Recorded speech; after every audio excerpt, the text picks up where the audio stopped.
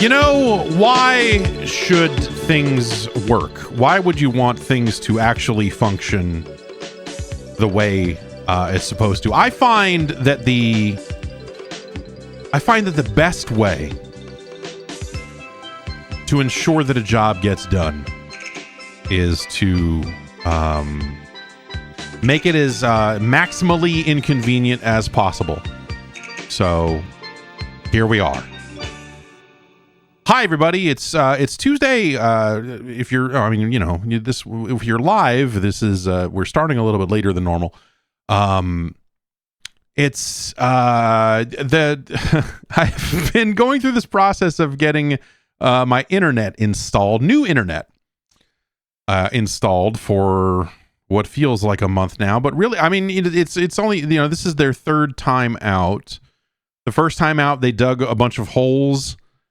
And it was raining, and so they couldn't finish because it was raining. And so they filled in the holes and left. And then they're like, we'll be back Monday.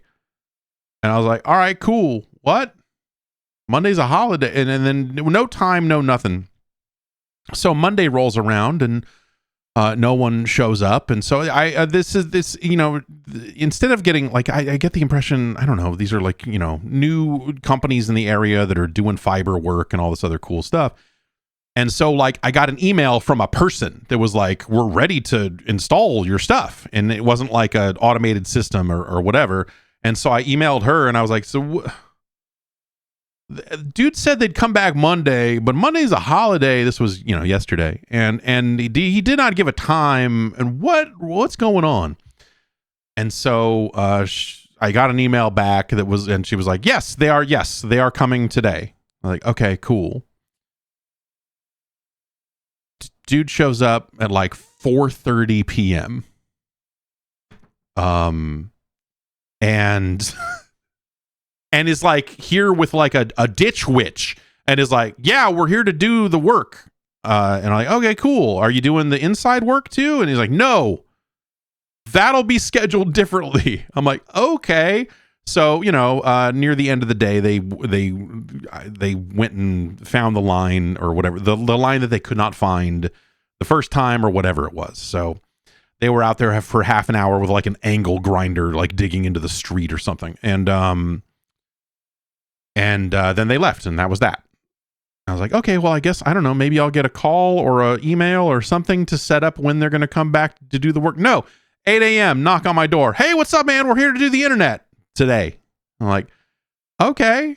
I was like, in the back of my mind, I'm like, well, it's podcast day, but like, you know, it's 8. Podcast isn't until 10. Most of the digging work is done. And I, you know, like, okay, come on, you know, like, all right, cool.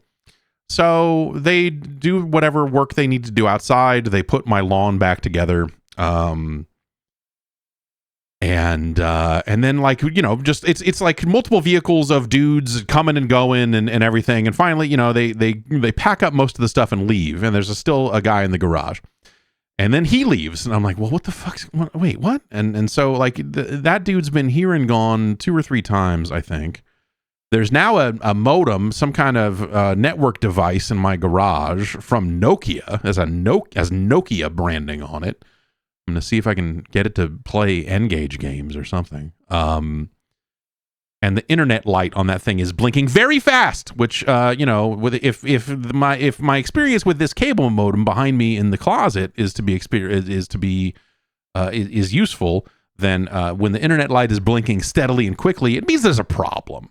So I'm guessing that he is leaving to do something, but is not telling me anything. So it's just like garage door open and just like dude coming and going. And I'm like, okay, all right, well, I don't know, you know, and so it got to be close to 11 here. And I'm like, all right, well, let's do this podcast. The options were either do this podcast today or do this podcast tomorrow. And I kind of want to try to do it today. So here we are. We'll see how all that goes. They still have to drill a hole in the wall here next to me, and run cable from basically this wall that, you know, you can't see if you're watching the video version, behind me to the closet where the router is. It's up top there. It says hello. And And once that cable is run and once everything is good to go, then I guess everything will be good to go. And so if he walks in this door and says, let's do it, or if I see a hole poking through this thing down here by my feet, I'm gonna be like, oh. And but I figured the best way to actually ensure that the work gets done is for me to do something important that can be interrupted. And so starting the podcast to me feels like the natural way to ensure that that this actually gets done, because of course the podcast will get interrupted. So here we are. I don't know. I'm very excited to get faster internet, but now that I have my security camera. Oh no, that's not the dude. Maybe that's the dude. I have a camera up front that I can pull up here, and I'm looking at it, and a car that is a tiny little car. I'm pretty sure this is the dude. No, it just did a U-turn and is now driving away. Okay. I thought dude was back. Dude is not back. So yeah, I don't know. Like I need this faster internet. It will help me in my work in a variety of ways. And also like all of every installation process, of course, goes south in a number of different ways. It's not, it's whatever, right? I'm not like over here griping too much about it because it's just kind of the nature of the beast. But the bloom is off the rose a little bit on this whole thing. Like when they came out the first time, I was like walking around the house going, ooh, new internet. Fuck yeah. Ooh. But in the back of my mind, I was like, something's going to go wrong. And then sure enough, it did. And I'm like, word. And then since then, I've just been like, man, fucking whatever, dude. Like, I don't have the fucking mental capacity to go up and down with this thing. Every blow by blow sort of thing. But when this is done, theoretically, I'll be able to upload files at a maximum of 5 gigabits. Though with that problem, at that point, the problem actually becomes the other devices in your home. Like if you have a 5 gig connection, which is theoretically what I will have, you've got a lot of network gear between here and there that might not be up to snuff. I bought a 10 gigabit switch a while back. But like this computer here that I'm streaming from is a maximum. I think the network on it, the network on the motherboard is a maximum of 2.5 gigabits. The server in the garage was 1 gigabit, but that thing kept disconnecting. So I plugged in a USB to Ethernet adapter, which is even weirder. And I think that thing tops out at 1 gig. But I've got like Cat 6 and whatever else. So it's a matter of like, am I gonna, and also like motherboards don't have slots on them anymore.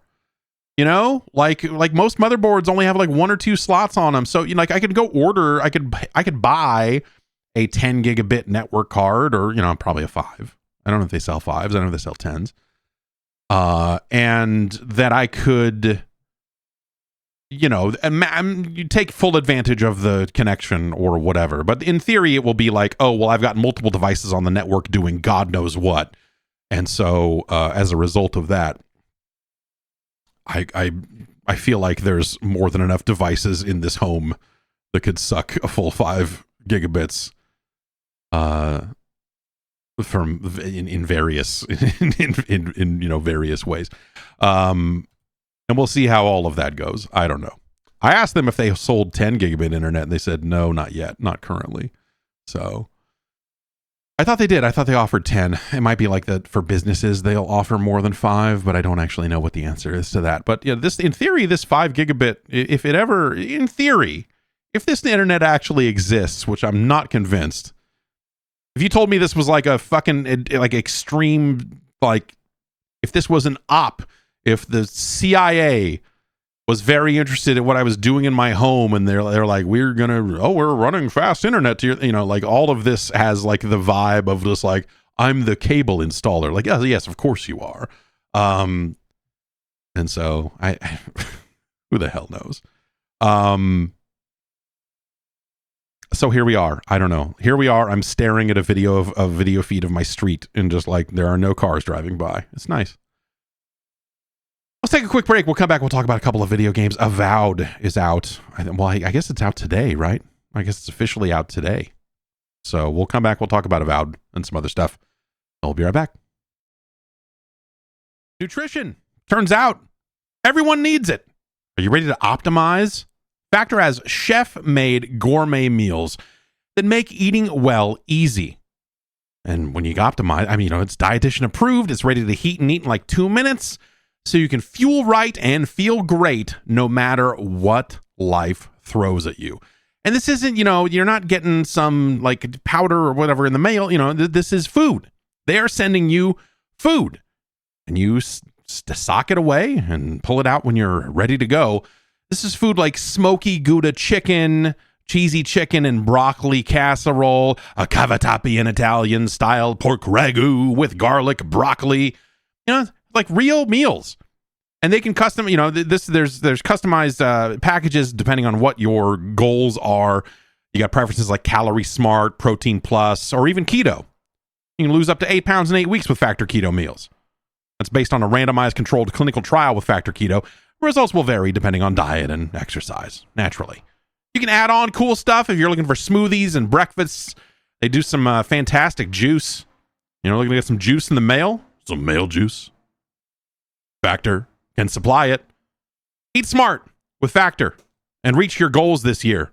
Get started at factormeals.com/factorpodcast and use the code FACTORPODCAST to get 50% off your first box plus free shipping. That's code FACTORPODCAST at factormeals.com/factorpodcast to get 50% off plus free shipping on your first box.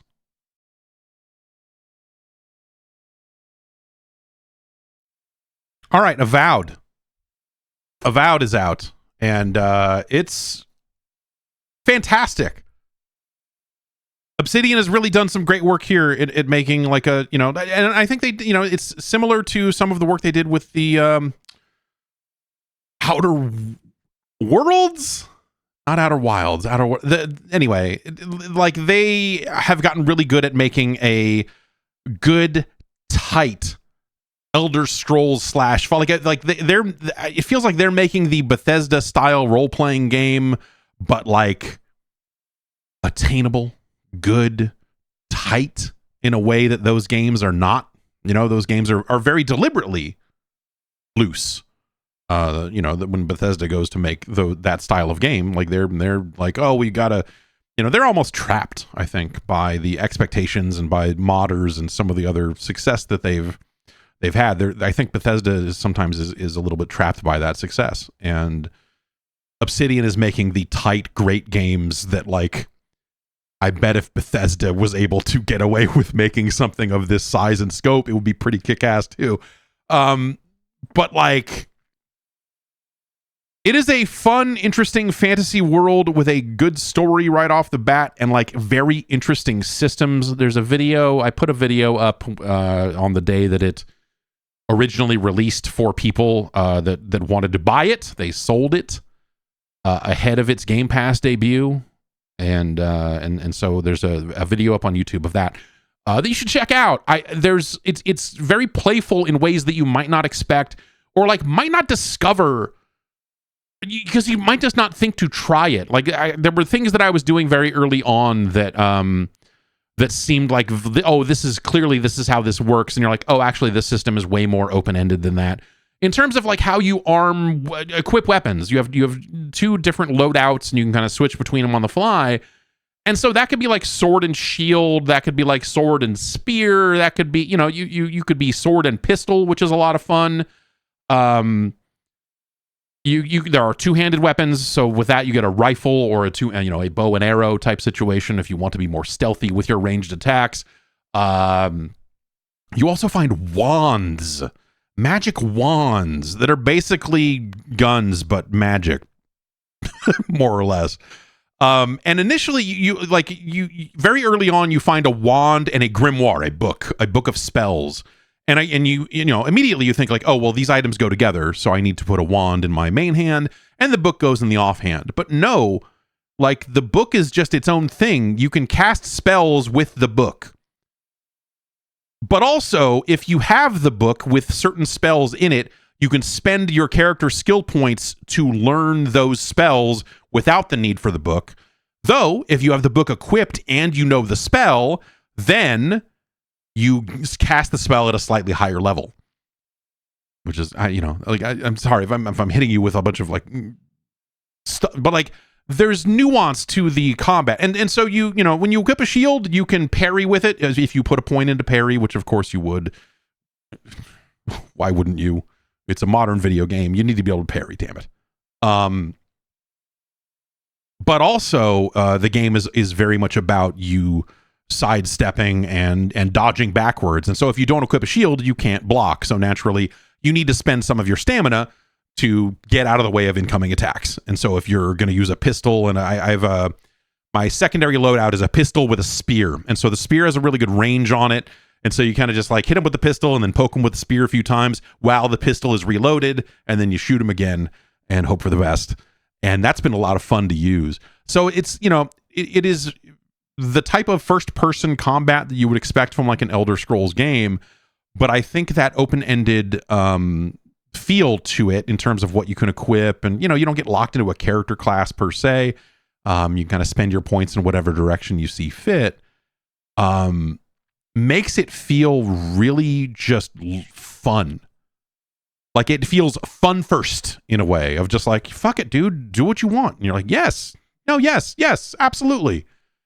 I'm gonna mess around with this, and you have some great abilities to just kind of like fuck around as you're finding these different weapons and upgrading your different things. You just get to a lot of opportunities to just screw around and see what works. I have a shield right now. I think it's if I have less than 75% health and I parry an attack, the shield spawns a giant beetle, a giant ghost beetle, who will hang out and attack my enemies for me for a while, which is weird, and like fun to mess around with as well.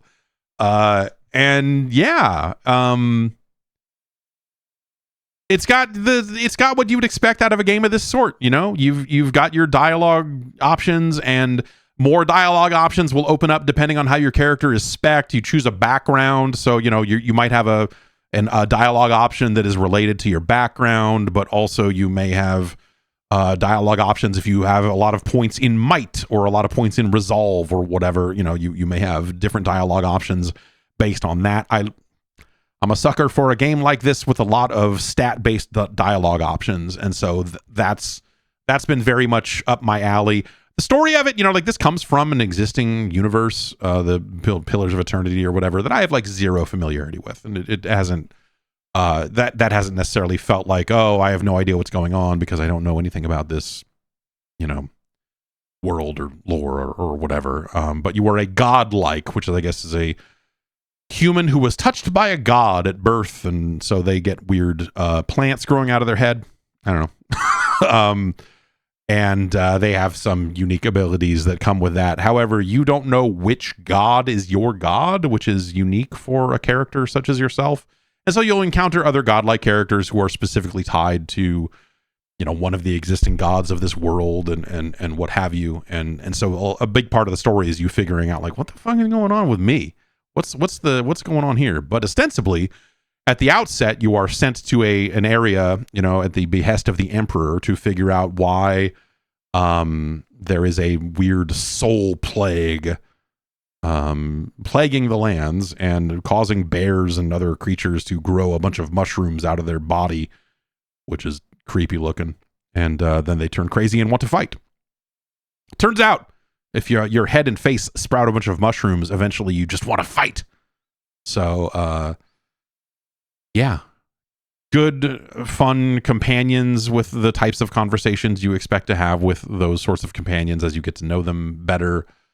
The first companion is voiced by the same guy who voiced Garrus in Mass Effect, which is a very inspired. It's a good choice on their part. It's a good choice on their part.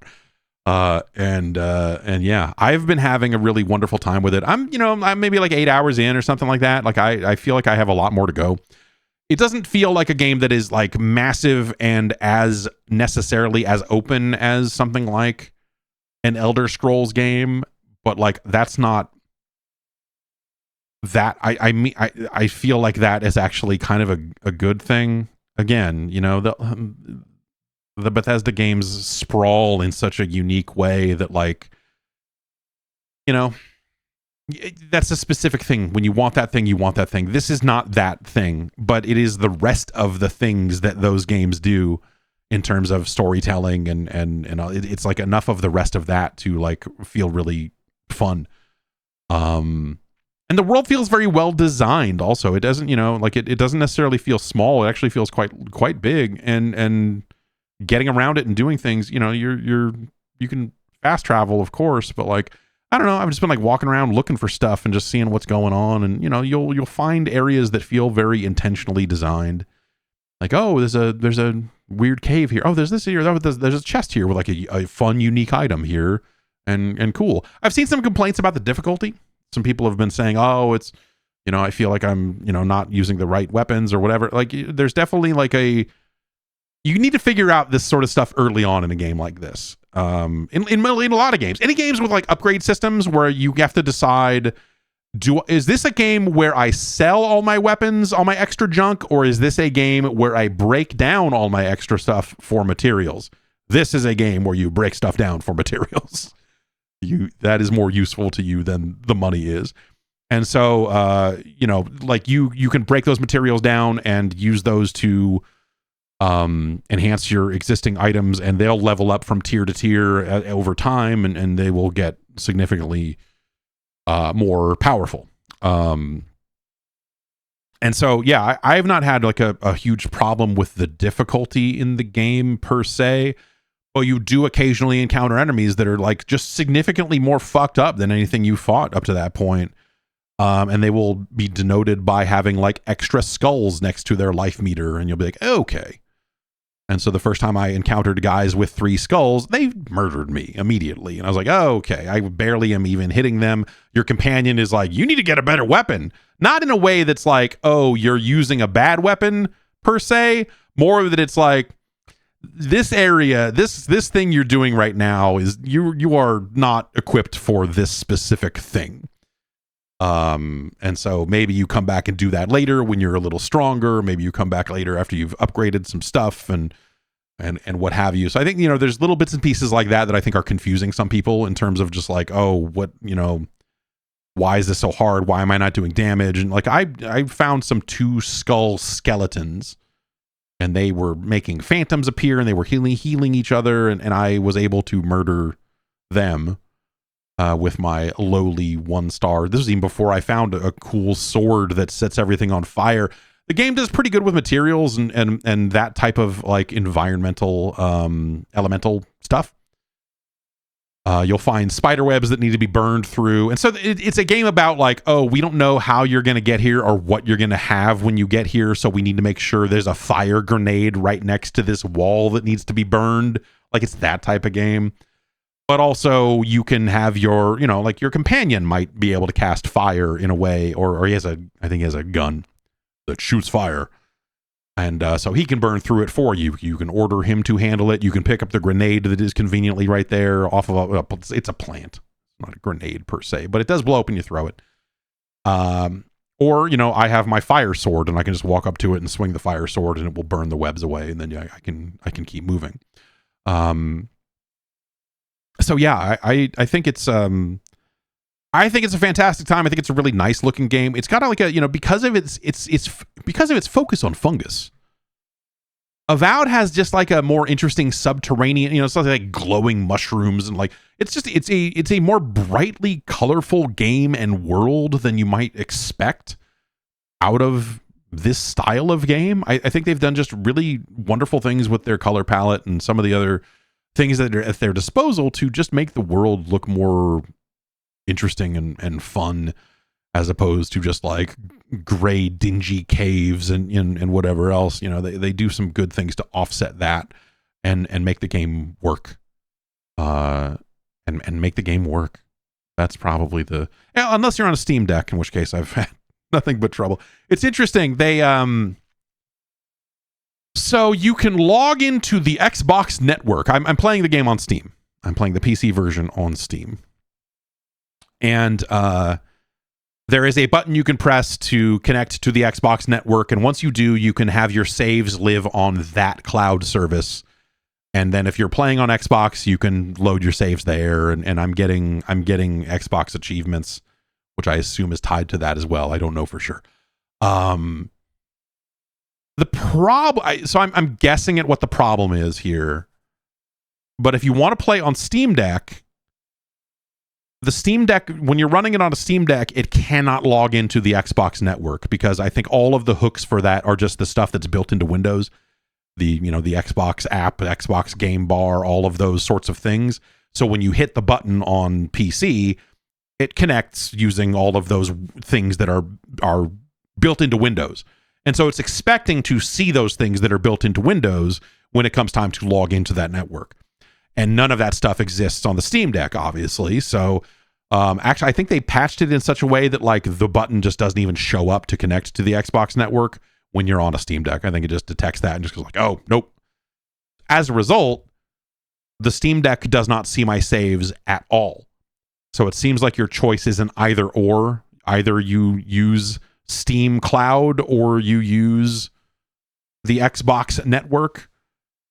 Because as soon as, even on desktop, even on PC, on Windows, if I hit the button to log out of Xbox, my saves are gone because they are apparently attached to the Xbox stuff, and they are not. It doesn't just go like, oh yeah, you got a local save, go ahead. It's like, nope, all that stuff's gone. And you're like, oh, word. So I guess like consider that when the time comes, if the time comes. Though if you're playing it on Game Pass, you're not going to be playing it on Steam, so you may just have a completely different set of encounters as well, based on how all of that stuff works. But it seems like you cannot use the Xbox stuff on a Steam Deck currently. And that seems like something that they will get past. I don't know. It just seems like that hey, the tools don't exist, right? You know, the tools don't exist to log into Xbox on a Steam Deck currently. And Microsoft should fix that. I think Indiana Jones had a similar issue. I don't know for sure because I did not actually try to play Indy on a Steam Deck, but my understanding is that there was a sort of a similar issue there where, again, it's stuff that's not, it's just not built into the Steam Deck. It just seems like a technical issue. I think some people are trying to say, oh, it's because of this and Microsoft. Like it really just seems like, hey, this thing runs Linux, and the Xbox Game Bar that we are using, the API we're tying into to make all of this work simply does not exist on this device. And so, that's kind of the end of it. So, they'll have to either build something into the games directly, or, and again, I'm guessing what the issue is here. They'll either have to build all of this stuff directly into the game so that it can just work, or they will have to come up with some Steam Deck specific solution that, enables that stuff on Steam OS, which that seems a little less likely to me. I bet they do the work on a per game. If they do the work, they'll do the game on a per game level. They should do the work. Microsoft, if they want everything to be an Xbox, they want all their games to be playable everywhere. This is a problem that they will hopefully solve at some point. For as much time as the Xbox folks have been talking about how important handhelds are and how cool those are and all of that sort of stuff, and how much they seem to value that nascent space, this is something they should figure out for sure. I've also been playing a game called Retro Endurance 8-Bit. I ended up streaming some of that a little while back, but I've been sticking with it. It is not quite a WarioWare-esque game, but it is this idea of, here's a bunch of kind of fake retro games that you're playing in fast sequence. But the idea is that it kind of like changes games at a set interval. And so you're kind of like thrown from one 8-bit style game to another, game after game after game. And they speed up as they go. And you have to get a certain amount of points to get like the gold trophy. And then, as you earn these points, you level up and move on, and leveling up unlocks more games and so on.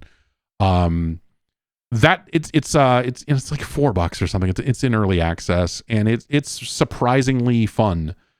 I think that you go into it thinking like, oh, it's going to be another WarioWare, and oh, so many games that try to be a WarioWare fail at it. They just don't seem to understand what makes a micro game work, or they don't seem to understand the rapid pace. This has the pace that you want, where it's just like game, and that process speeds up as you work your way through a set. And so it's got like that kind of mentality to it, but in a totally different way. You know, it feels less like I don't even know what a good comparison point is, but it does not feel like a WarioWare game. But the kind of fake 8-bit games that are in here, or the, you know, like I think they're fun in this context of like, here's a thing that you are going to do for, you know, 30 seconds, 45 seconds, like maybe less, maybe a little bit more as it kind of rotates through the games. You might come back to one. And so it's almost like well, I guess that's the comparison point, is that it is like a shuffler.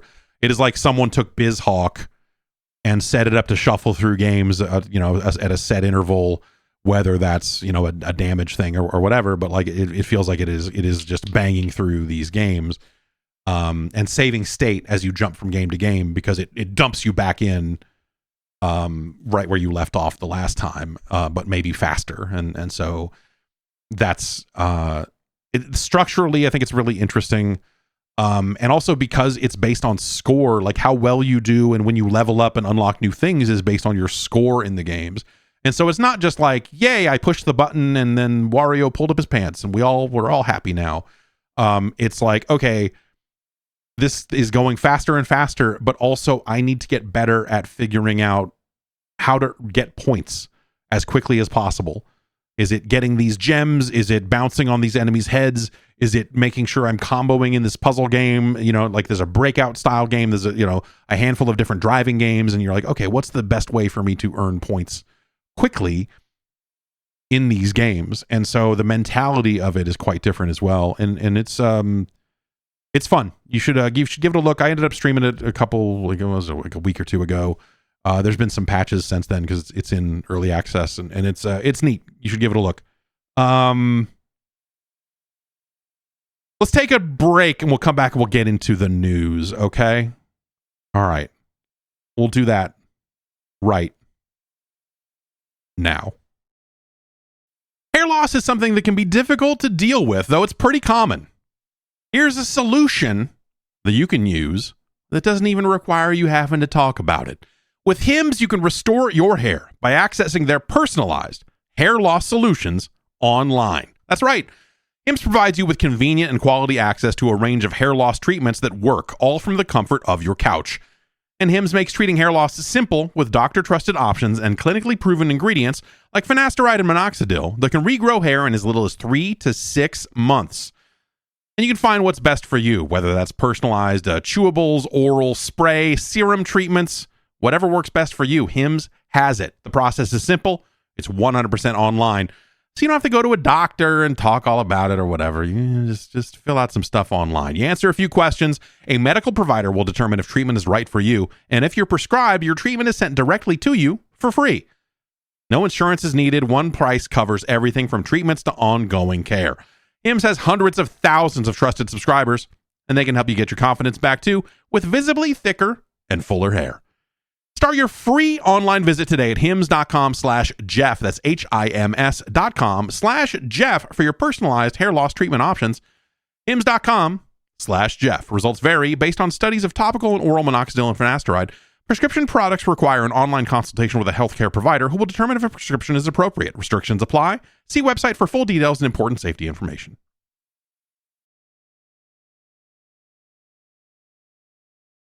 All right, we're back. Let's get into the news.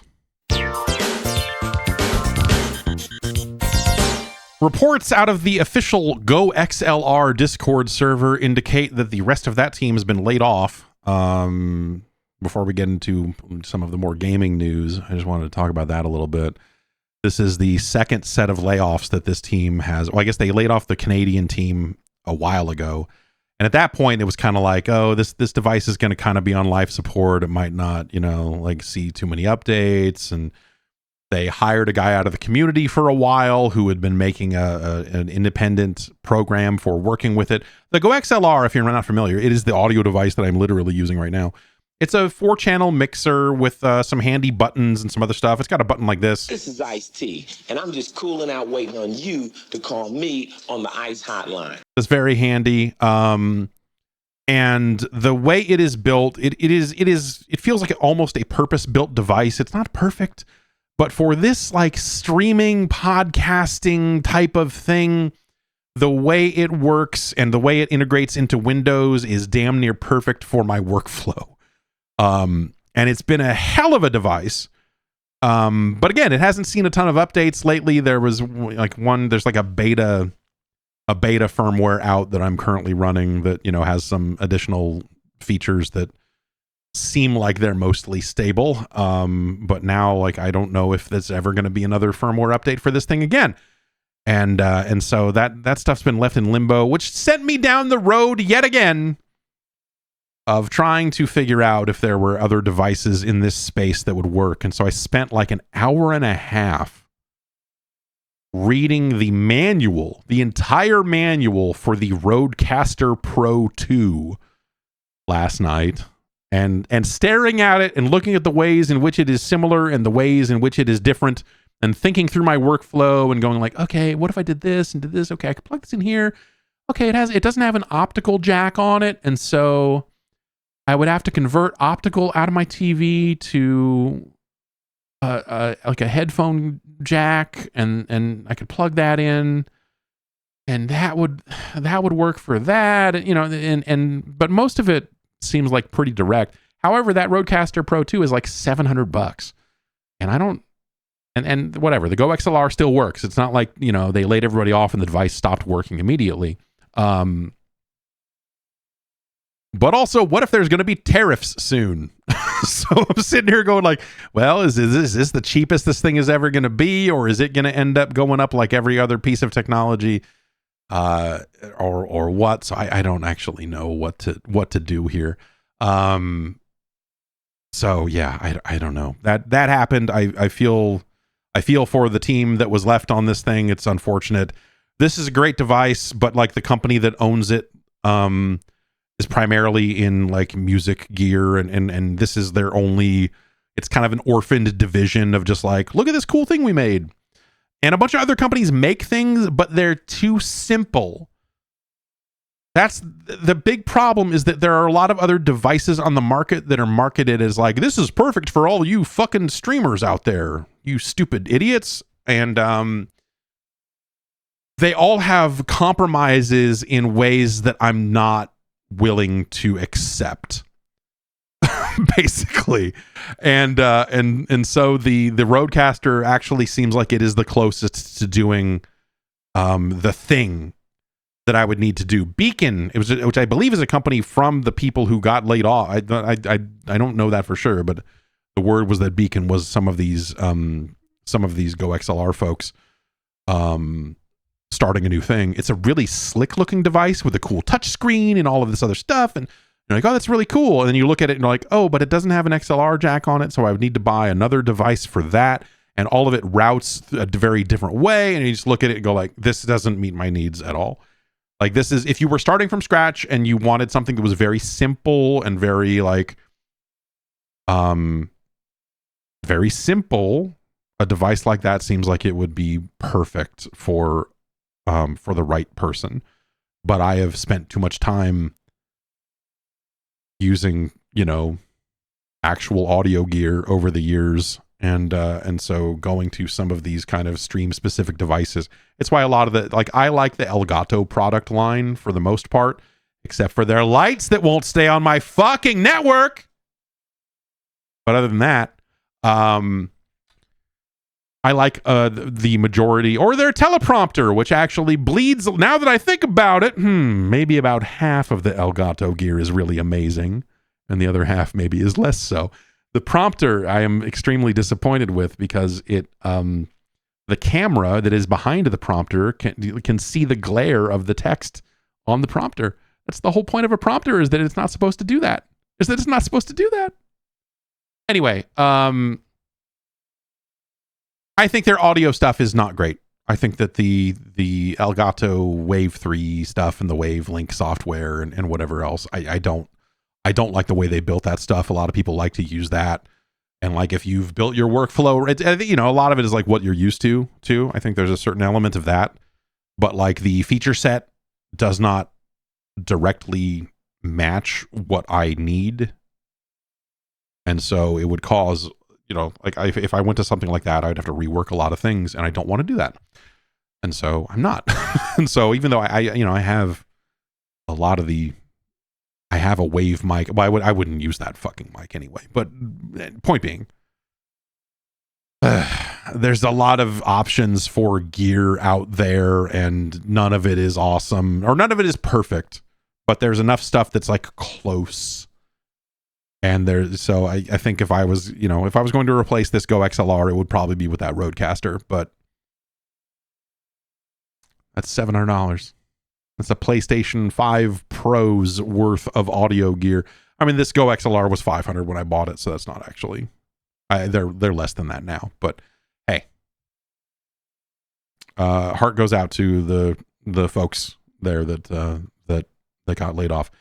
In the rest of the news, Tyshawn Jones got on the Breakfast Club. I guess it was the podcast, maybe not the radio. Jumped on the Breakfast Club and said that he is going to be in the new Tony Hawk game. So apparently there's a new Tony Hawk game coming soon. The quote here that Video Games Chronicle pulled out was, "I'm in a Tony Hawk coming out. That's cool. They got a new one they remastering. So that's about to come out. I was in the last one." And so he was in 1+2. The theory is that this is 3+4. And that this is back on. It wasn't that long ago. It was like 4 or 5 months or something that Tony Hawk himself was out there saying, yes, there's a future for the Tony Hawk video game franchise. So presumably they are back on with a remaster. Who knows who is doing it or what's going, I don't have the answer to that question, because I don't know if that team stuck together after they kind of got, before the Microsoft buyout, they kind of got absorbed into Blizzard, where they did that Diablo 2 thing, right? The Diablo 2 remake or remaster or whatever that thing was. I want to say that was them. Or they got pulled in to finish it up or whatever it was. But they got sucked into Blizzard. And so the Tony Hawk stuff was just, cast into the wind, which is stupid. If we're ranking franchise, you know what? I was about to say it and then I thought better of it. But now the Tony Hawk franchise is more important than the Diablo franchise. I'm thinking that through. But yes. The Tony Hawk games are better than the Diablo games. So hearing that this game is back on, that's exciting. And hopefully we hear about that sooner rather than later. I would love to. Yeah, I don't know. Tony Hawk 3 is an incredible game. 4, a little less so. Those first 3 Tony Hawk games, as they ascended and built better levels and better trick systems and better everything, really became it's just a magical trilogy of games. 4 is still a great game, but it was also kind of their first foray into more open and larger areas, getting rid of the 2-minute timer and some of the things there that kind of I don't know. At the time, it felt like sort of a lateral move, and I don't know that it necessarily that the games were necessarily better as a result of that change. As the levels got bigger and bigger, I think that makes more and more sense. But like with 4 specifically, the levels got bigger but not better. They're like, oh, we made this more realistic looking area, and like there's some cool levels in 4, but it's not quite what you need. I think that when they got into the Thug games and started experimenting with story and even bigger levels and all of that, I think they eventually kind of refound their footing. And the Thug and Thug 2, I think, are really cool games. But 4 is kind of this awkward game in the middle where they aren't fully one thing and they aren't fully the other. And it's just kind of a weird limbo. But like that said, like I would fucking play the shit out of a Tony Hawk 4 remaster at this point. Hell yeah. I would love to. Sony had its state of play, really close to an anniversary for Bloodborne, so naturally that led to an even larger than normal pocket of people convinced that a new Bloodborne was imminent, or a Bloodborne remaster, or a Bloodborne whatever. Those people left yet another Sony live stream disappointed. You did it to yourself. That said, kind of a weird, not necessarily the strongest lineup of games here either. Borderlands 4 got a release date, and they kind of, they did talk about, some of these trailers and reveals came along with blog posts to the PlayStation blog, where there's not that much more detail on Borderlands 4. It is September 23rd. And they're going to do a Borderlands specific state of play sometime this spring to get more into it. But the thing that they do kind of confirm is something that the last trailer was like the one thing about that last trailer that you looked at and went like, huh. And that is that movement will be a bigger deal. They say double jumping as if this franchise has never had double jumping before. No, I don't think that's the case. Just move across the Borderlands like never before. Double jumping, gliding, dodging, fixed point grappling, and more, dealing death from every direction. And it seems like that this game is going to be more about that type of movement and trying to do things a little bit more fluidly than they maybe have in the past. But that's kind of it in terms of what they're saying about it. I'll say that the trailer looks potentially, the trailers look potentially interesting. You look at it and go like, oh yeah, okay, yeah. If you could move around and kind of, if you were a little more nimble or whatever, then that would be cool. Yeah, pre-sequel had double jumps because it was set on the moon. Maybe they don't count that. Maybe that's like their Batman Arkham Origins, where it's like, oh, Gearbox didn't make that one, so we don't count pre-sequel or whatever. I don't. Because that was what was that? That was 2K Australia that made that, right? Not a great game. The pre-sequel. I would ignore it as well. if I were trying to make a new Borderlands, I'd be like, yeah, we don't talk about it. Yeah, I don't know. We're not really get into that one. We kind of knew this was coming. This was not, I don't think this was a secret, or if it was a secret, it was not very well kept, but they finally came out and said it. They had all the time in the world to like go in a different direction. They had all the time in the world to say like, wait, no, actually, why don't we not do this? They're going to remaster Days Gone. I don't know why. Like normally, I don't know. Like, it's maybe that game being released in without the direct comparison to Last of Us will find a slightly warmer reception. I think part of the problem when that game was initially unveiled is that Sony kind of had two different zombie games, and one looked good and one did not. And it turned out Days Gone was not actually a good game. Some people were kind of into it. I don't know. I thought it was fucking just boring, like irrelevant. Like, there's like, I don't know what the exact right words to use. It's not necessarily like a massively terrible game or whatever. It's just like, here's this like fine. You're like, okay, yeah, I guess you could do this. I don't know, man. People have gone and taken the trailer they put out and compared it to footage either from the initial PlayStation 4 release or from the version that came to PC, and they're looking at it and going like, huh, yeah, this kind of just looks the same. What are you actually doing to it?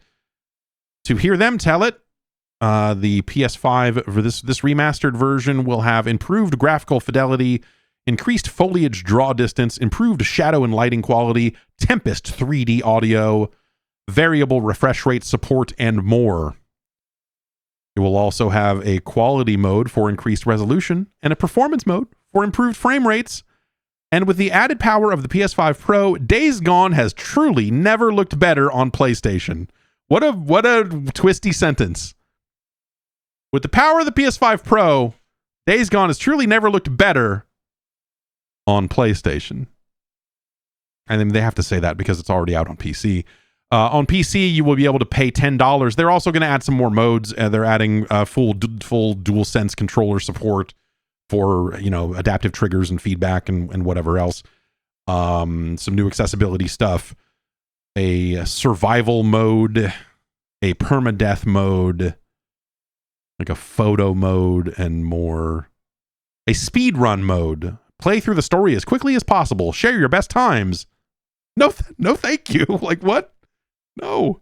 This game is not good enough. So this will be a $10 upgrade for people that already have certain versions of the game. The number of asterisks at the bottom of this PlayStation blog post is really something else.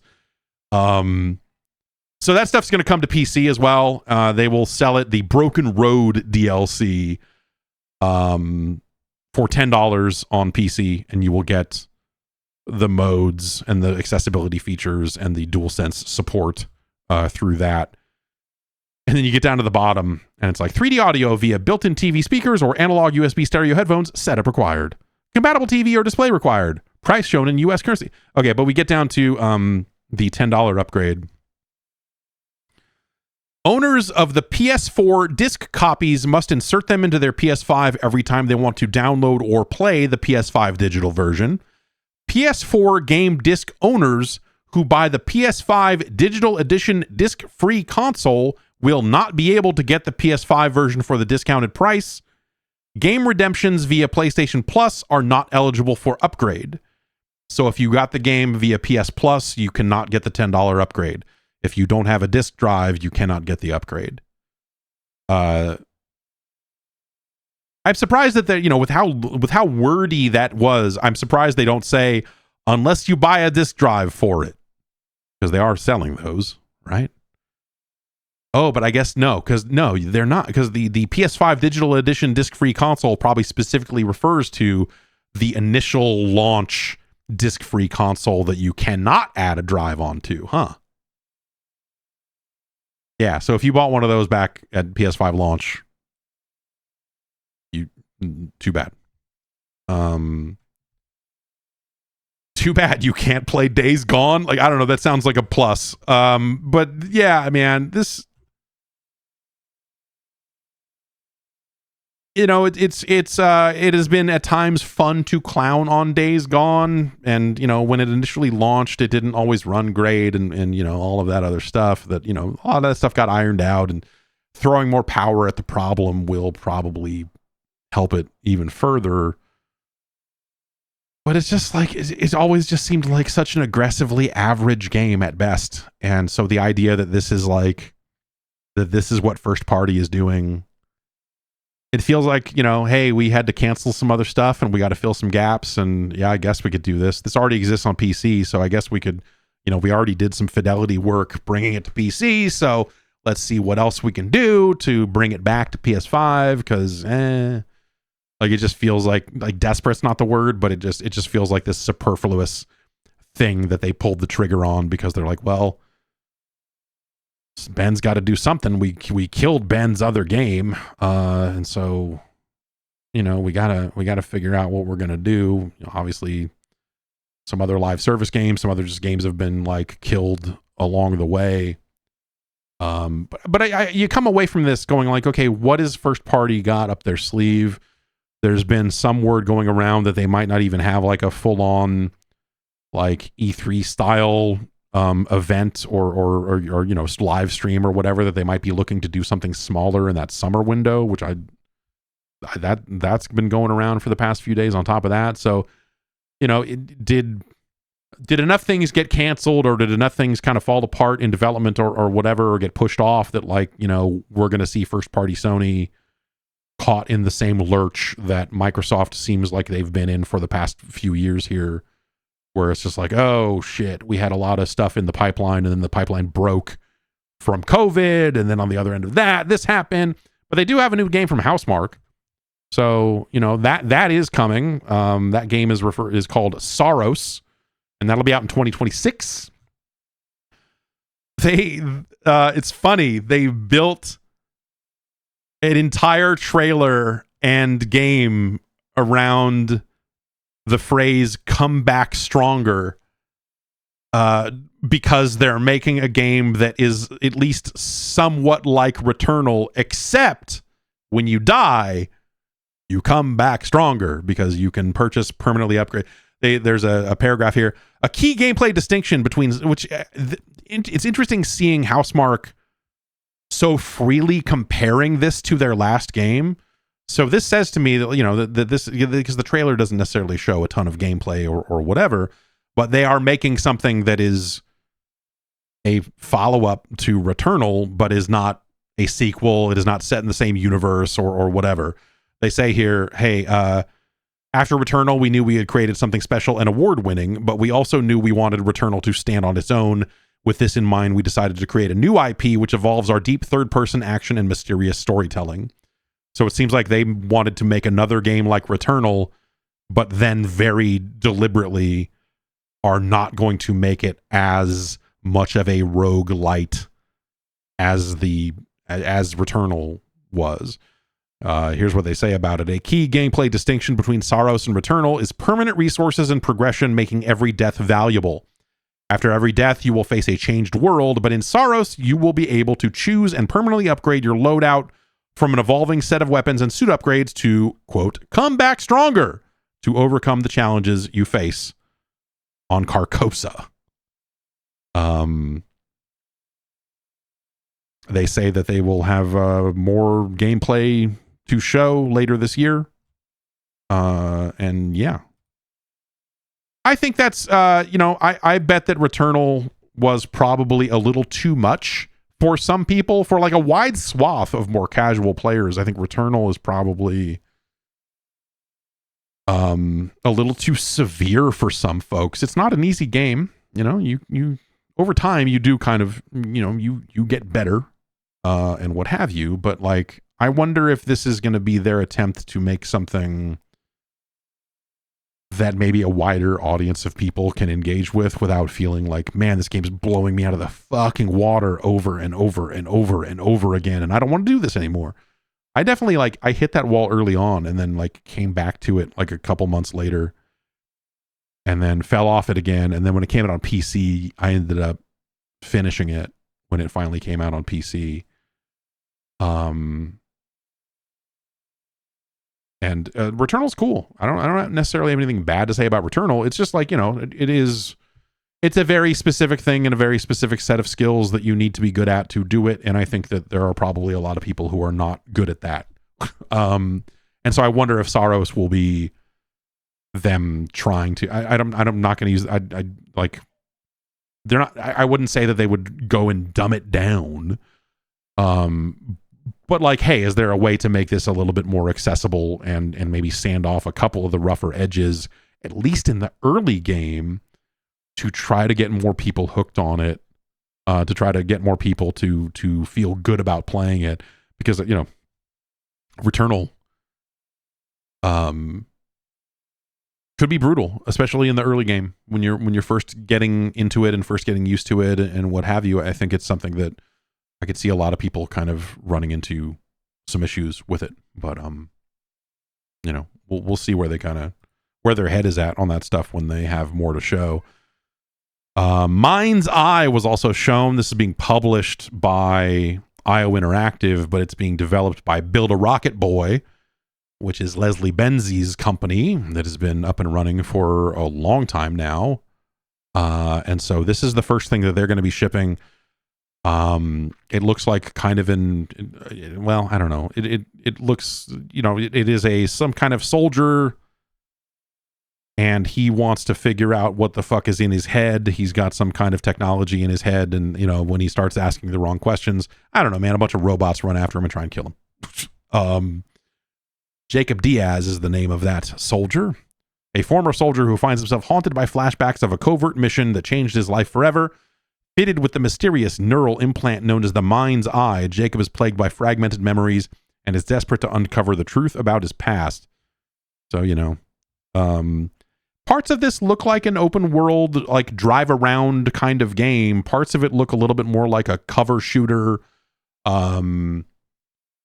So parts of it look like a GTA style open world game in bits and pieces. They put out 2 videos of it, one that was meant to show gameplay, and one that was more story focused.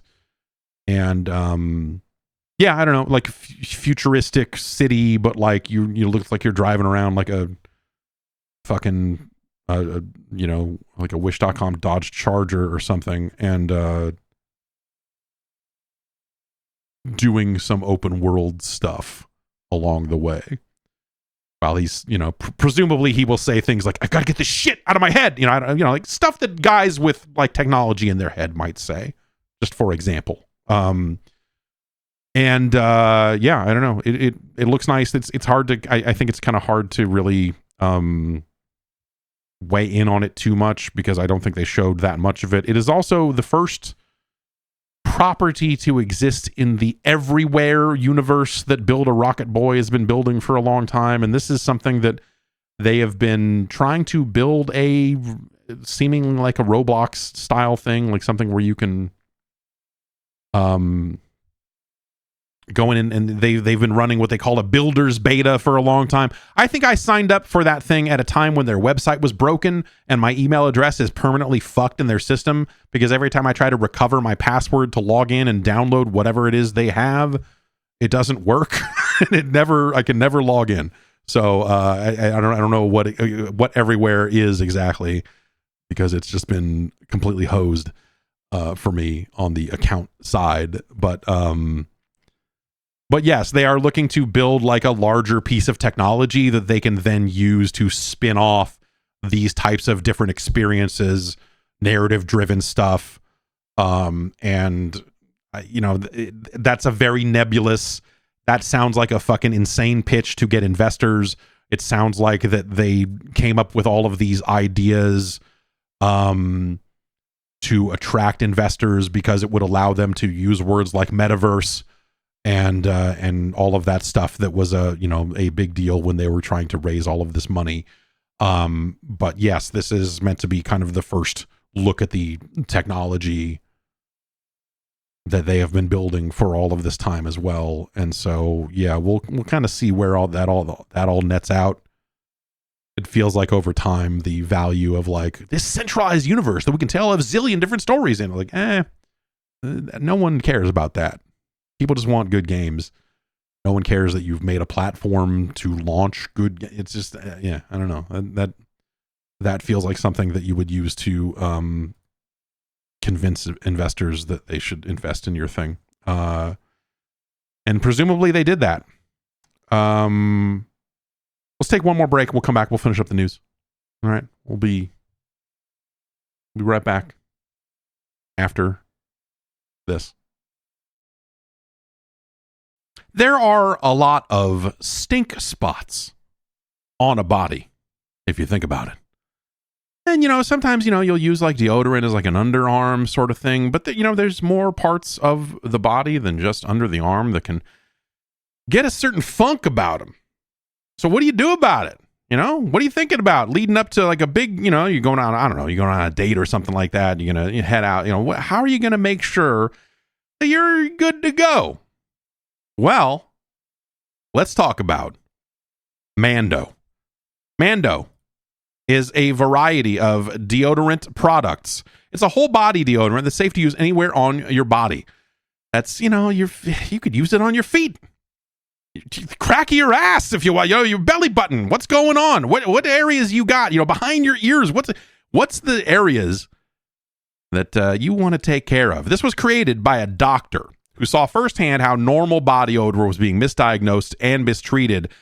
And so Mando is clinically proven to block odor all day and control odor for up to 72 hours.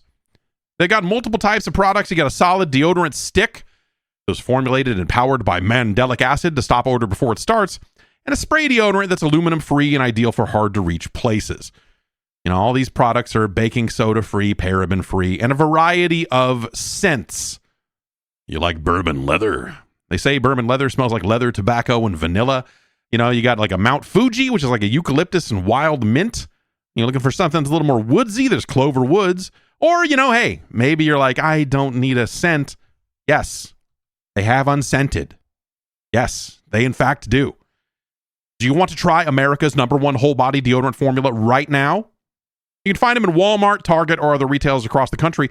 But for the best deals, go to shopmando.com.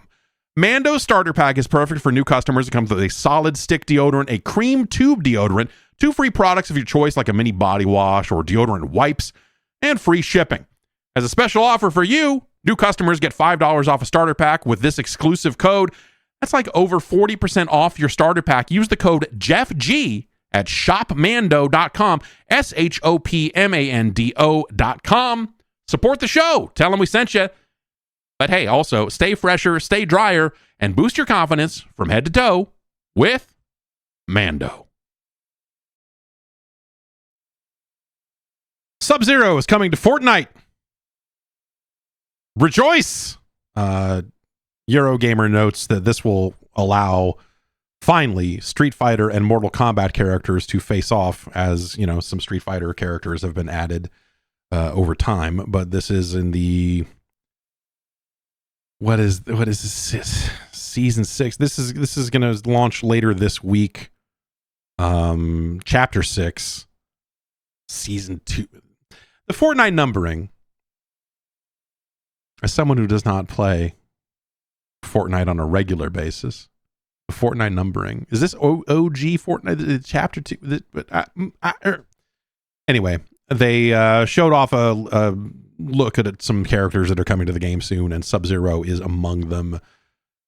I think he looks pretty cool. Like the little image they got of him, it's a good looking Sub-Zero, you know, classic. You know, you don't do your unmasked Sub-Zero for these types of guest appearances, right? You do your you do your classic Sub-Zero look, and I don't know. He's got a cool look.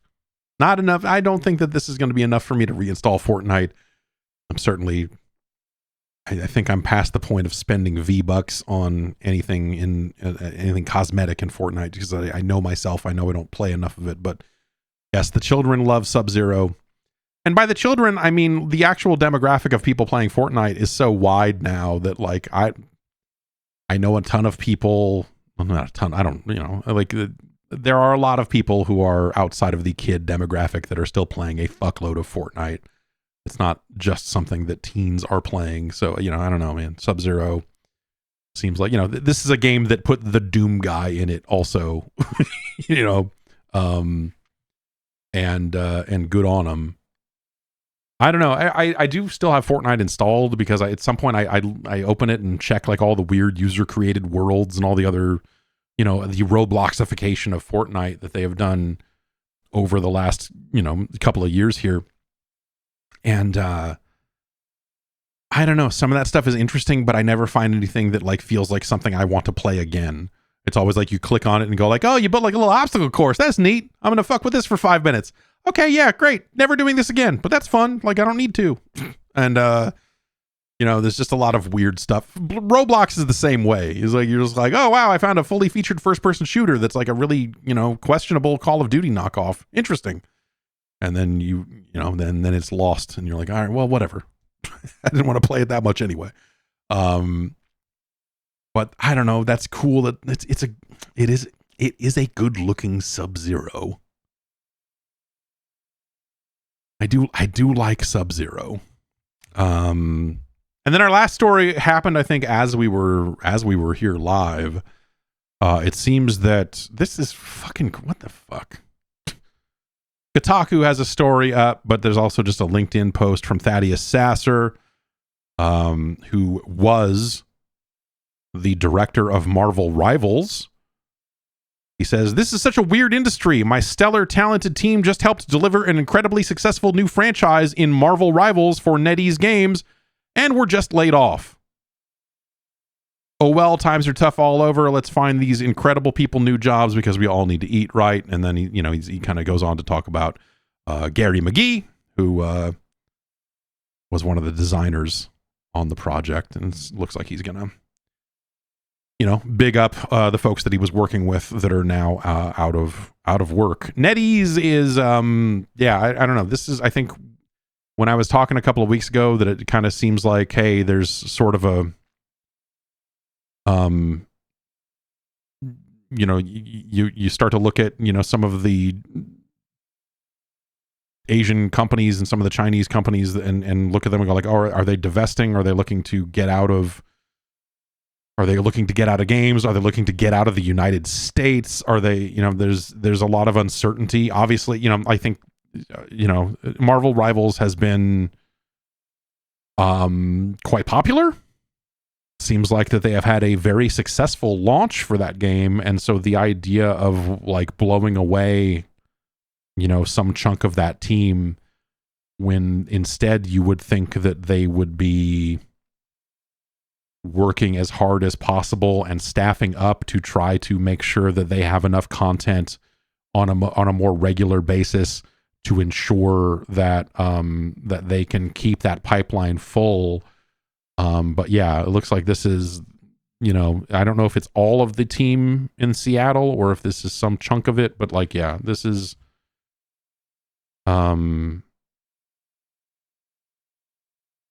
yeah, it's it's even the Kotaku story is not necessarily like doesn't have a ton of details either. It's more just kind of like we're not really sure. Yeah, no one is quite sure exactly what's going on. A level designer named Jack Burrows also posted on LinkedIn saying, "Hey folks, well, just got laid off from my job working on Marvel Rivals with NetEase. Was an enormous pleasure to work with my American coworkers who joined me in this sad culling. Just couldn't dodge that big boot, I guess, no matter how big the success of the gig." Yeah, man, that's what the fuck. So yeah, this seems like them consolidating, and getting out of the U.S. to a certain. I mean, the game will obviously still exist in the U.S., but is this a case of like, okay, our Chinese company is going to have a hard time,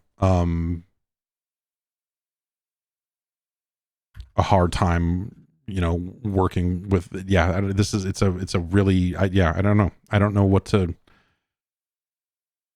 make of that other than, you would think that there would have to be other factors, involved in this. And,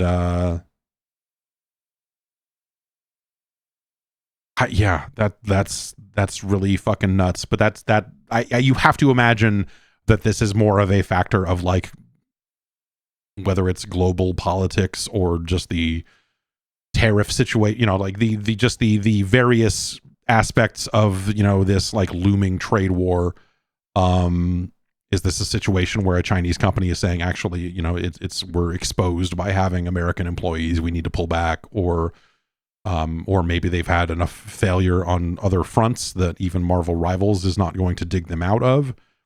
I don't know what other stuff NetEase has had lately and how well any of that stuff has done, but like that, there's been just kind of a looming vibe around some of these companies, the Tencents and NetEases of the worlds, where some of this stuff has felt like, okay, cause like, what was it? Tencent had to do like divest themselves of their board seats at Epic, because the American government was like, hey, you have seats on the board, or you own a significant chunk of Riot Games, and also you have board seats at Epic. Like this is a problem, like for monopoly, like for competitive reasons, this is a problem. And so they ended up divesting. They still, Tencent still owns some chunk of Epic, but like they don't have seats on the board anymore. And so there's a lot of stuff changing around that, as well. And none of it, like all of it feels a little uneasy. A lot of it feels like it's happening for kind of weird reasons, not necessarily bad reasons, but for reasons that maybe exist outside of, is this game doing well? Yes or no? And we'll figure out. We'll have to just wait and see how this all goes. But this I doubt that this has anything to do with the performance of Marvel Rivals specifically. And that's crazy. That's crazy. I don't know what else to say about it. That's a really normally when hey, when you see layoffs happen, normally there is at least something you can point at and say, here's a reason why this is happening.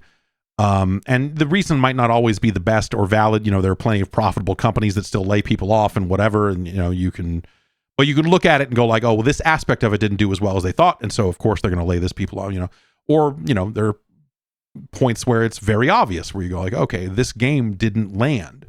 This game tanked. And so as a result, a bunch, like when you see the Smite 2 stuff, and there's been a lot of accusations about mismanagement from the leadership there, which, I don't know enough about the situation to kind of vouch for that one way or the other than to say like, yeah, sure, probably. But like Smite 2 didn't exactly blow up, right? And so when they lay off a bunch of people at high res, you look at it and go like, yeah, I can see why that might happen, even if it's crazy because Smite 2 kind of just came out of and became a free to play game, and like gutting that right now seems like really nuts.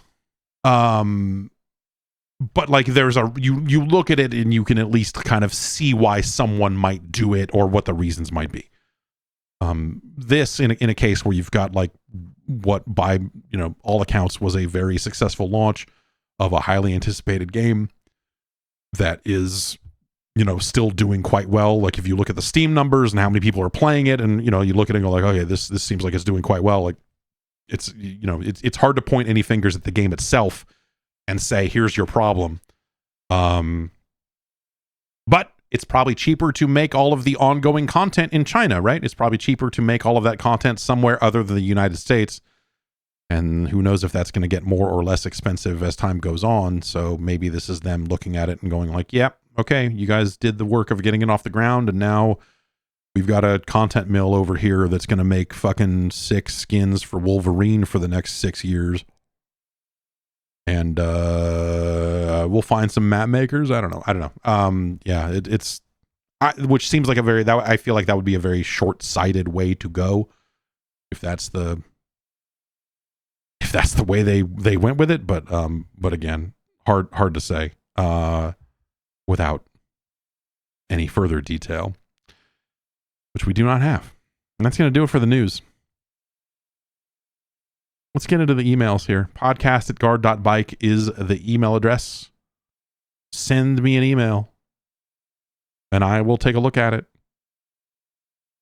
And so on and so forth. Let's see here.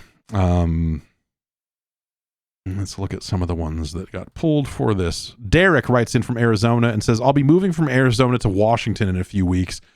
The last time I moved across multiple states, I was content with placing my consoles, PC, and various accessories in storage totes or wrapped in blankets and bubble wrap.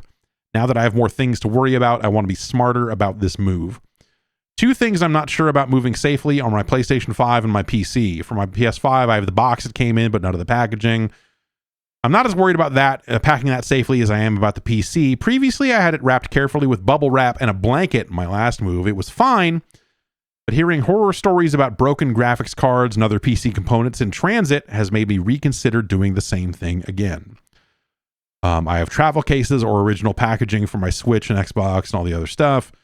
I'll have a U-Haul trailer, SUV, and a pickup truck, so I should have plenty of space to pack everything for the 2 or 3 days it will take to get everything up there.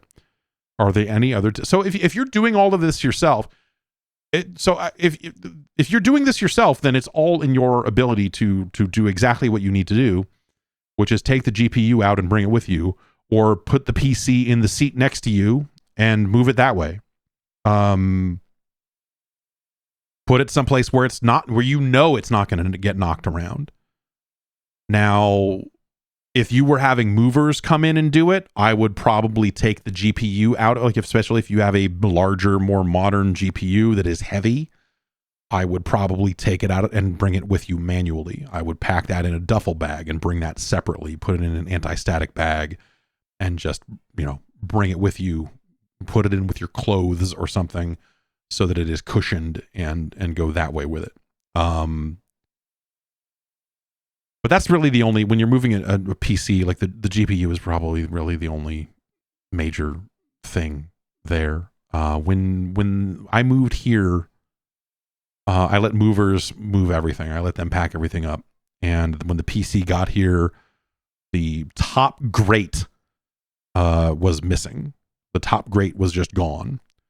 And so the top fans were just completely exposed, and it was just like, okay. And that piece never turned up when we got everything unpacked. So I got a new one. Someone sent me one of those. Someone was like, because the company that I bought the PC from didn't make that case anymore, so they didn't have any replacement parts, but someone had one, and they were nice enough to send it my way. But if you're doing it yourself, then yeah, man, just throw it in the back seat of your car and go.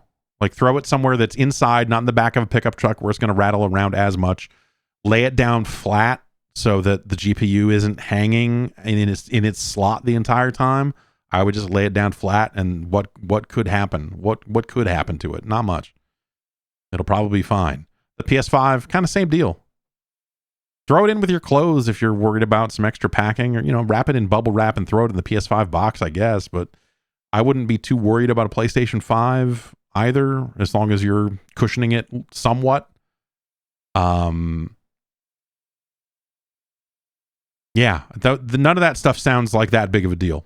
But yes, if you're at all worried about the PC, if you're at all worried about the GPU, I would probably take the GPU out of the case. You could always get some foam or something and stuff it in there to support it.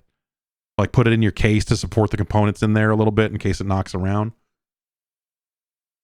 But again, if you're moving it yourself, it's all in your control. And so I would just make sure you pack those things in places that are not going to knock around as much. I would not put your PC standing up in the back of a U-Haul trailer where it's going to bump around the road for 3 days. I would probably put it, again, like on your back seat somewhere that's, you're going to be able to kind of keep it. Oh yeah, Sam has a good point. It says, I wouldn't use clothes. It sounds like a static electricity risk. Sure. Yeah. Sure. If you want to be correct about it, then worry about static electricity.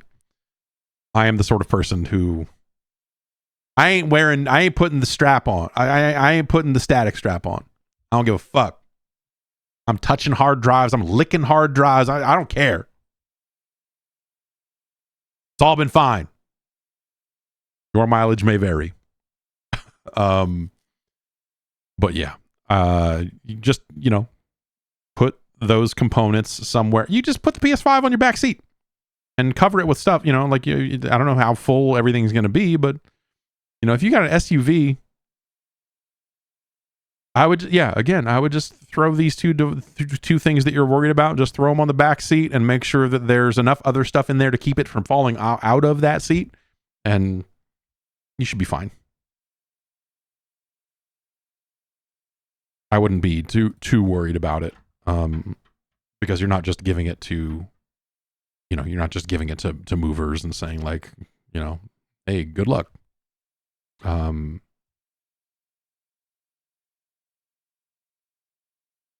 Let's see. Chris from London writes in and says, Microsoft said that their next console will be the, quote, largest technical leap. However, if everything is an Xbox and all their games are going to be multi-platform, will they actually make use of this technical leap, and does it make sense? If they're making games that run on a Switch 2 and maybe they're handheld, will they be hamstrung by these? Or will there be a return of multiple versions of games, or will the next Xbox not actually be the largest technical leap? And he asks if Microsoft regrets saying this. So keep in mind, at no point does largest technical leap imply the best graphics.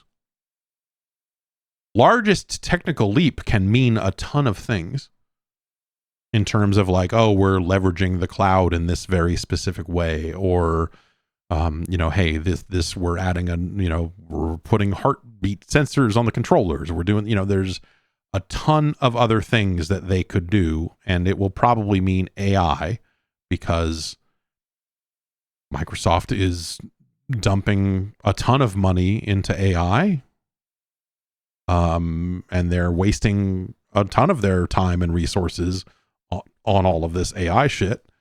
And so I have to figure that if the Xbox division wants to remain corporately aligned and wants to look like they're helping with the big overall company message and company push, that it will be some kind of AI focused thing. And that AI focused thing can exist either on the device, as far as like, hey, we put an NPU in your Xbox. Like, sure. And what does that mean for multi-platform versions of the game? It means that none of that NPU shit's gonna fucking matter anyway. That's all. Like, by the time any of those games are shipping, that AI bubble will have probably popped, and people will only use it to separate stems for music and, you know, the handful of other things that feel like less creepy.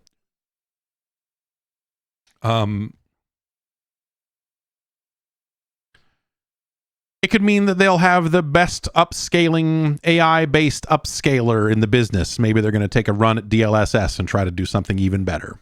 You know, there's a lot of different things that this could mean, but it doesn't necessarily mean, oh, this is going to run at 8K 60, this is going to run at 4K 120 with no compromises. You know, like, they haven't gotten specific about what the technical leap even means. And so it could mean anything. So even if they didn't know what it meant at the time, they could find something. So I don't know. I don't think they regret saying it. And I think by the time that they get around to showing whatever they're working on, I don't think anyone's going to, like, I don't know that matters one way or the other. Joseph from Madison writes in and asks, was PlayStation Home good? No is the answer. Does that mean it was useless? No. But, like, was it good? No. Was it bad in an entertaining way? Sure. Anyway, with Facebook continuing to push its metaverse crap, I recently started reminiscing over my time with PlayStation Home. While it never really delivered on its original vision of being a social hub for meeting players and launching games, I do remember having a fun time in it, goofing around with friends. The bowling alley was great.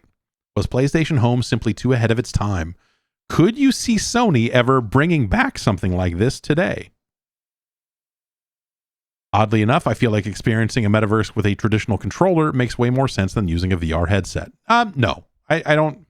You know, if PlayStation VR had somehow, like, taken off and VR was a thing that anyone cared about, then you could envision Sony getting into some kind of metaverse garbage around it and being like, oh, I don't know. And they probably wouldn't even call it Home, because Home kind of became, like, Home made money.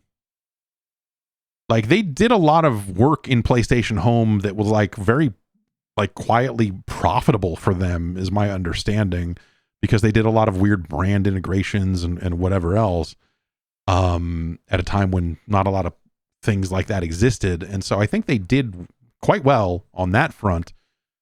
But players didn't really want it, and players didn't really want to do any of that stuff. And so it was like people would use it more as a goof. And it never really made good on some of those original promises. Like, you could launch games and form parties in PlayStation Home, I believe, if the game supported it, but it was like, what even did? Not a lot.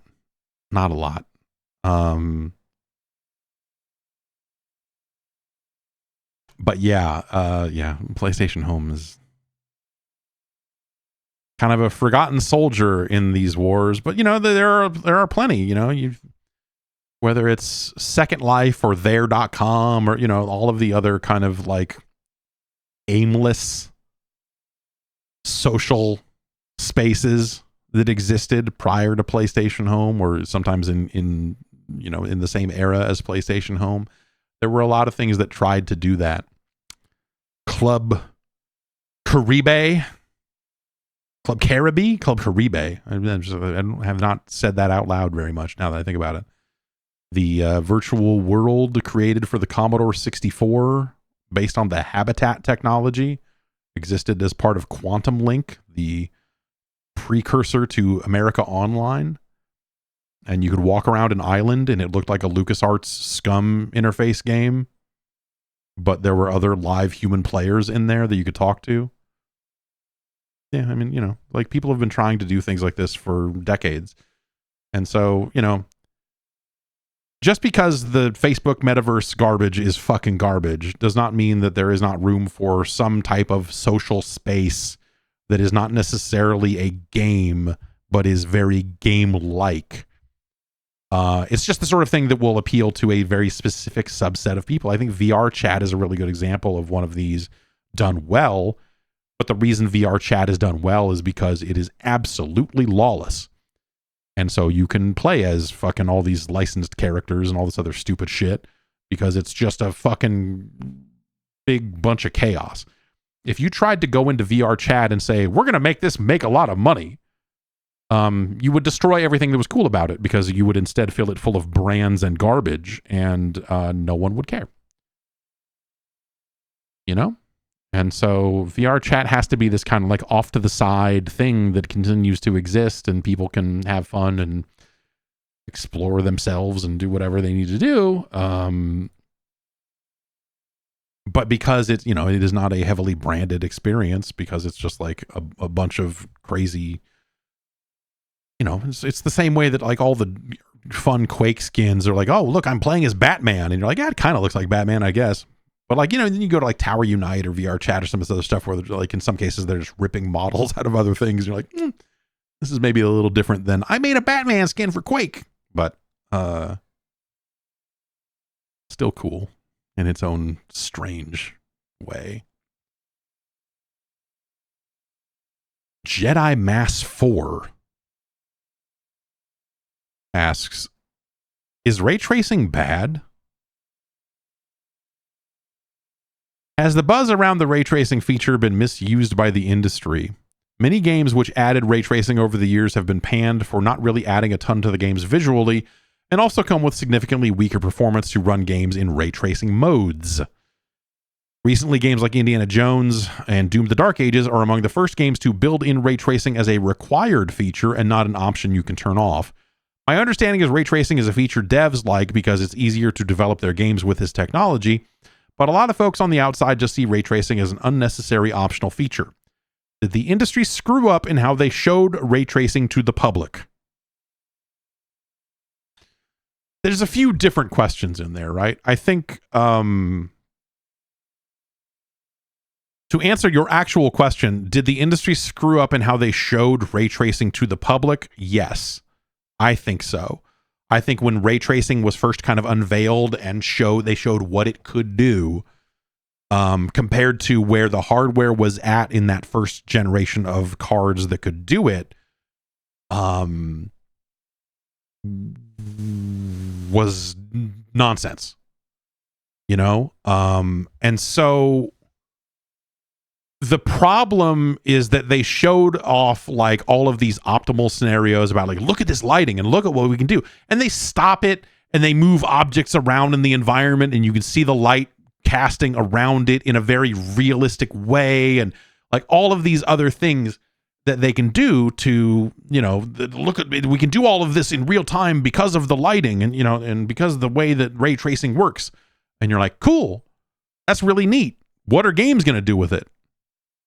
And the answer was, well, at the time, especially, the answer was, well, we're going to steal about 40% of your frame rate in exchange for lighting that looks a lot like the lighting that you've been used to, because it turns out that the people are really good at lighting scenes in video games because they've been doing it for a very, very, very, very long time. And so the trade-off was not worth it. At the time, it was like, okay, do you want this massive performance hit in exchange for lighting that looks almost the same because people aren't necessarily taking advantage of all of that realistic lighting and everything else because you're walking through largely static scenes. And so it ends up being like, well, the self-shadow on your character looks crazy, but games can do self-shadowing without doing ray tracing. And so yeah, it was a scenario where, you know, like the pitch was really cool. And I think that's, the technology is amazing. When you look at all these demos and when they're like, look at what we can do in Minecraft and look at what we can do with all this diffused lighting and all the color this and that. And you look at all the stuff they did when they said like, hey, we're going to do full path traced lighting inside of Minecraft. But even when they started rolling out like that support into Minecraft, it was in these NVIDIA created specific worlds and everything. Like all the ray tracing stuff wasn't even in the core game at that point. I think it is now. But even then, it's like, it's hard to take advantage of it. And it's Minecraft, which, relatively simple visually. And so, like all of that stuff is, it's a slightly different scenario, right? And so when they started coming out with like, look, it's Quake 2 RTX, and you're like, this is rad. But like, where's the real games that take advantage? And the answer is like, okay, again, developers are really good at lighting scenes in the traditional pre-ray tracing way. And so the differences aren't always visible to the average player unless you know exactly what to look for. And even then you're like, oh, okay. And the performance hit was there. It is less and less as time has gone on, but who is keeping current with graphics cards in this day and age? I'm sure right now. So, I have a 4090. I turn on ray tracing. It's fine. I turn on ray tracing. And in fact, I don't usually turn on DLSS, and my performance is usually absolutely acceptable above 60, and G-Sync kind of helps smooth all of that stuff over. But in terms of the resources that you need to have as part of your hardware, and this is something that console players, I think, still run into, it gets expensive. And so the trade-off, and so when you look at the current generation of consoles and how they tried to go in on ray tracing as hard as they could, but they weren't quite there yet. I think even a PS5, like we still see, like, what's the trade-off? It's performance versus quality. And when you turn on quality mode, you're getting a higher resolution, you're getting more ray traced reflections, you're getting more ray tracing.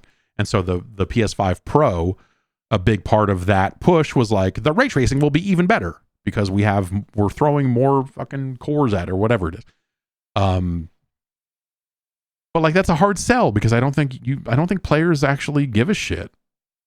By and large, I don't think they care about any of that stuff. I don't think they don't understand it. They don't know what it is. They don't know why it's cool because most games are not great at making it look cool. When Control came out and, I could run it on a PC, turned all the way up, and the frame rate was pretty fucked, but like it was getting there. You could see those reflections off the glass and you're like, this is awesome. But it runs like shit. And then you go see the PS4 version and you're like, okay, well, it's not even an option here and it still runs like shit. What the fuck is going on? And so, it's been a very bumpy road. I think we're at a point now, stuff like, was it Watch Dogs? Like, I remember that was like that last Watch Dogs game on PC was the game that convinced me that I needed to upgrade from my old 6700K. I was like, okay, this CPU is done. We're done. We need to move forward. And then I've since upgraded all over again. But yeah, I think again, ray tracing is really neat. I think the lighting in Indiana Jones looks outstanding.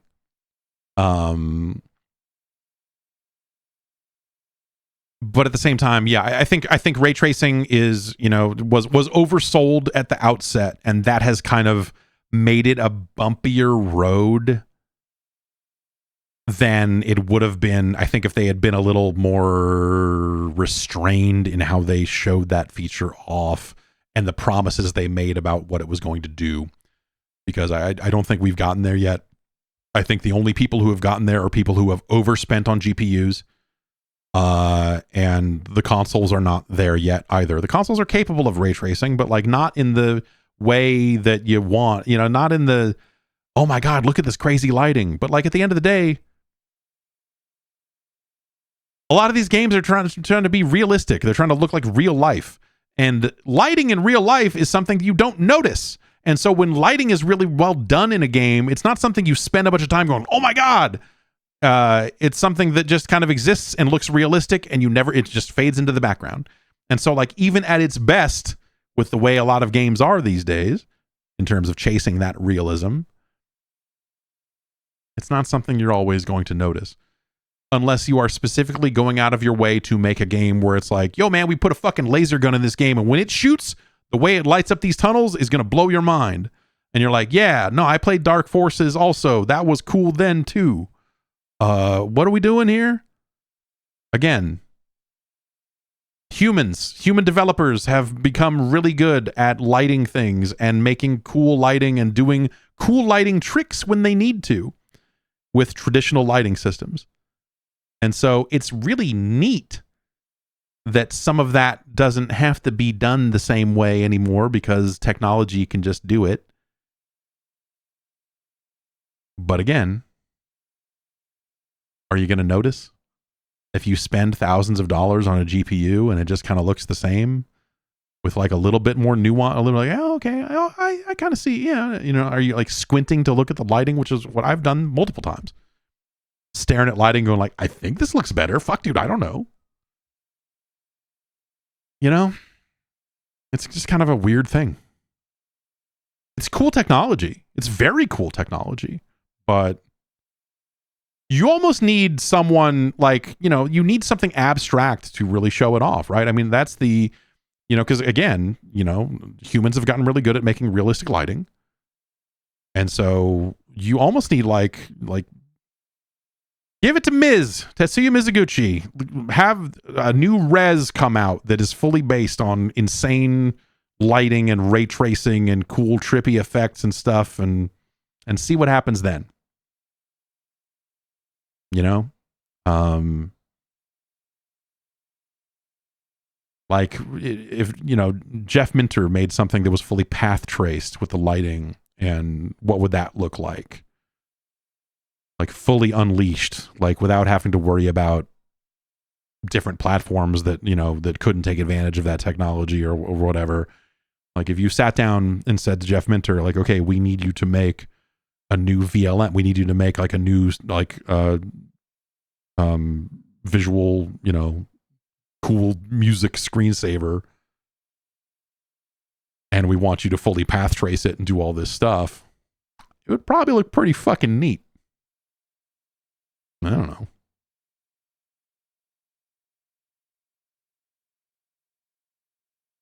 But like when you're going, we've got to make these pyramids look more realistic. When Indiana Jones walks past them, people have been making realistic looking pyramids in video games forever.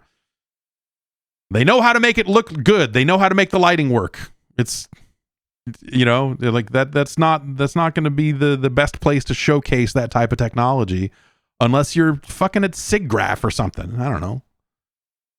And even then, Grant writes in and says, I've been playing through the PS2 GTA games again. I love the GTA 3 and Vice City, but I found San Andreas to be too big. Most of the time is spent traveling for ages to get to the mission objectives. Not only that, it never feels like they use the space very well. You move on so fast that you never get to know a location. It results in that the story feels really half-baked and rushed through. I remember the Los Santos missions being epic and long, but I was through them in a few hours this time. Then the game falls apart around San Fierro, and I just lost interest by Venturas and do not want to even complete it. The game wasn't as amazing as I remember, and this time around I had way more fun with 3 and Vice City. There is one other weird thing about the game, and it's how the world doesn't feel properly to scale. It can feel like the buildings are miniatures, a feeling I never had with the other 2 games. What I didn't expect the most is that I thought GTA 3's radio was the best. In an age now where we can get whatever music we want for free, the novelty of music in games has long since worn off. I'm not amazed by licensed music in games now, whereas a lot of GTA 3's music was unique and odd. I'm not sure if any of it was made for the game, but it's all music you won't get anywhere else but the Scarface radio. Yeah, I mean, they used, you know, like the GTA 3 soundtrack is good for what that was at the time that they made it. So I've not gone back and played those games, and I don't know that I ever will.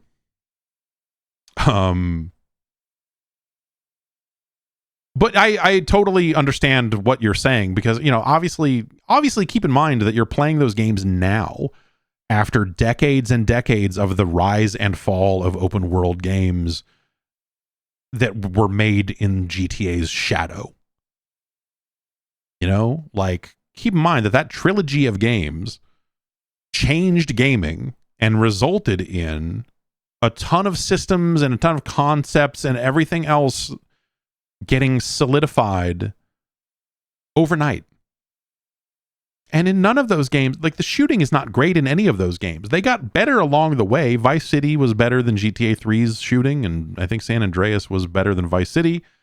And I would say 4 is better than San Andreas. That's how I remember it being. But it wasn't until San Andreas that the shooting felt like acceptable, you know? And keep in mind that they're taking that engine and they're immediately starting on a new game. GTA 3 shipped, suddenly became the biggest game in the goddamn world. And they said, okay, get to work. Vice City, let's go.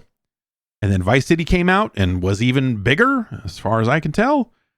And so they're like, okay, what next? What next? All right, now we need to do an entire state. The state of fucking California, the whole fucking state. And they're like, well, you can't do the whole state. It's like, okay, well, let's do like 3 cities and connect it with something that kind of is like the state, but not really the, you know. And that's all the same technology with, you know, as they kept building onto it and building onto it and building onto it so that they could do something like, fuck it, it's a whole state over the course of like, what, 3-4 years, whatever it was from between those 3 games. And so San Andreas is very much like, okay, we're going to stretch this tech as far as it can go. And at the time, that was amazing because you looked at all the systems and you're like, he can get fat and you can punch and you can get skinny and you could fuck. This game's got it all.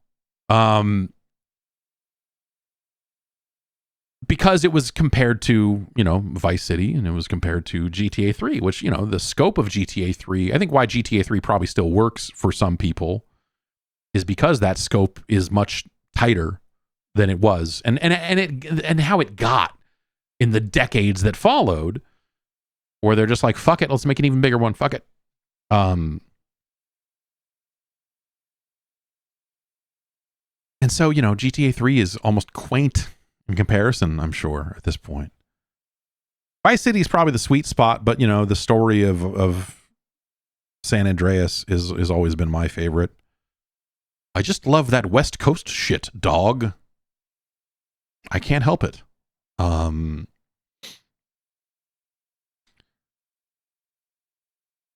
GTA 3 I found to feel immediately obsolete. Like when Vice City came out, it was like, it felt like such a leap forward in terms of just the enhancements and the refinement of so many of those systems and movement and gameplay and everything. Like GTA 3, I've always found really hard to go back to. I haven't tried in a very long time. Very, very long time. But the mission design in 3, like everything about 3, I find unappealing at this point, personally. And Vice City is probably a sweet spot in a lot of ways, but, you know, by the time you get to San Andreas, they're like, fuck it, dude. Can we, you know, they were just asking questions. They're like, can we do a jetpack in this engine? And they were like, yeah. Can we come up with a narrative reason to have a jetpack? Kind of. Sure, I guess. Why not? Why not? Get Dan on the phone. Dan, we're doing a jetpack. All right, mate, I'll tell Sam. And then they went and wrote, you know, whatever storyline they needed for a jetpack or whatever, you know. That's probably not how it went. But, you know, like they were stretching that engine as much as they could. And they used a lot. They discovered a lot of very interesting tricks, like just masters of that engine at that point, you know, because they had shipped 2 massive games on it. They had resources out the fucking ass. And by the time they get to San Andreas, you just see that flex. You just see they're just like, I don't know, fuck, dude. We're gonna do a whole state. We're gonna do this. So you know, yes, it's. I think it's very normal that, you know, that San Andreas probably feels a little bit bloated in some ways, and also doesn't always feel like they're taking the best. You know, they're making the best use of the space because they were just doing it because they could. And you know, if they had been a little more considered, maybe they wouldn't have made the game that way, but I'm glad they did. I don't know. When I see that trilogy of games, like that is, you know, that it's an amazing. It's amazing to see that trilogy of games and what they did and what they pulled off from game to game in what we look at now is like an insanely tight time frame. especially for Rockstar. I mean, shit, look at the distance between the last couple of GTA games, and yeah, it's pretty ridiculous.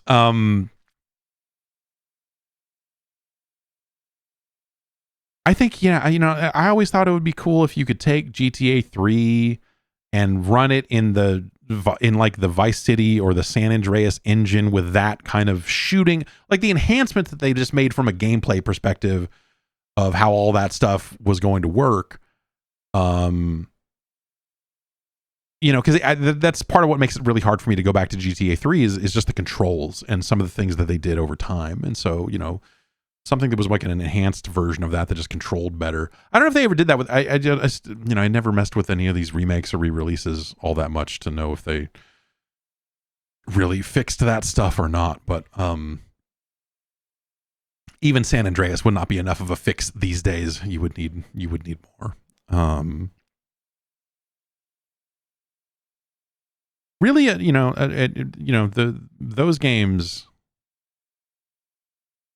really just, you know, like masterpiece isn't quite the word. I mean, that's to a certain extent, but I think in terms of just like seeing what they were able to pull off and seeing what they were able to do, when you think about what GTA and GTA 2 were, the leap from GTA 2 to GTA 3 is frightening.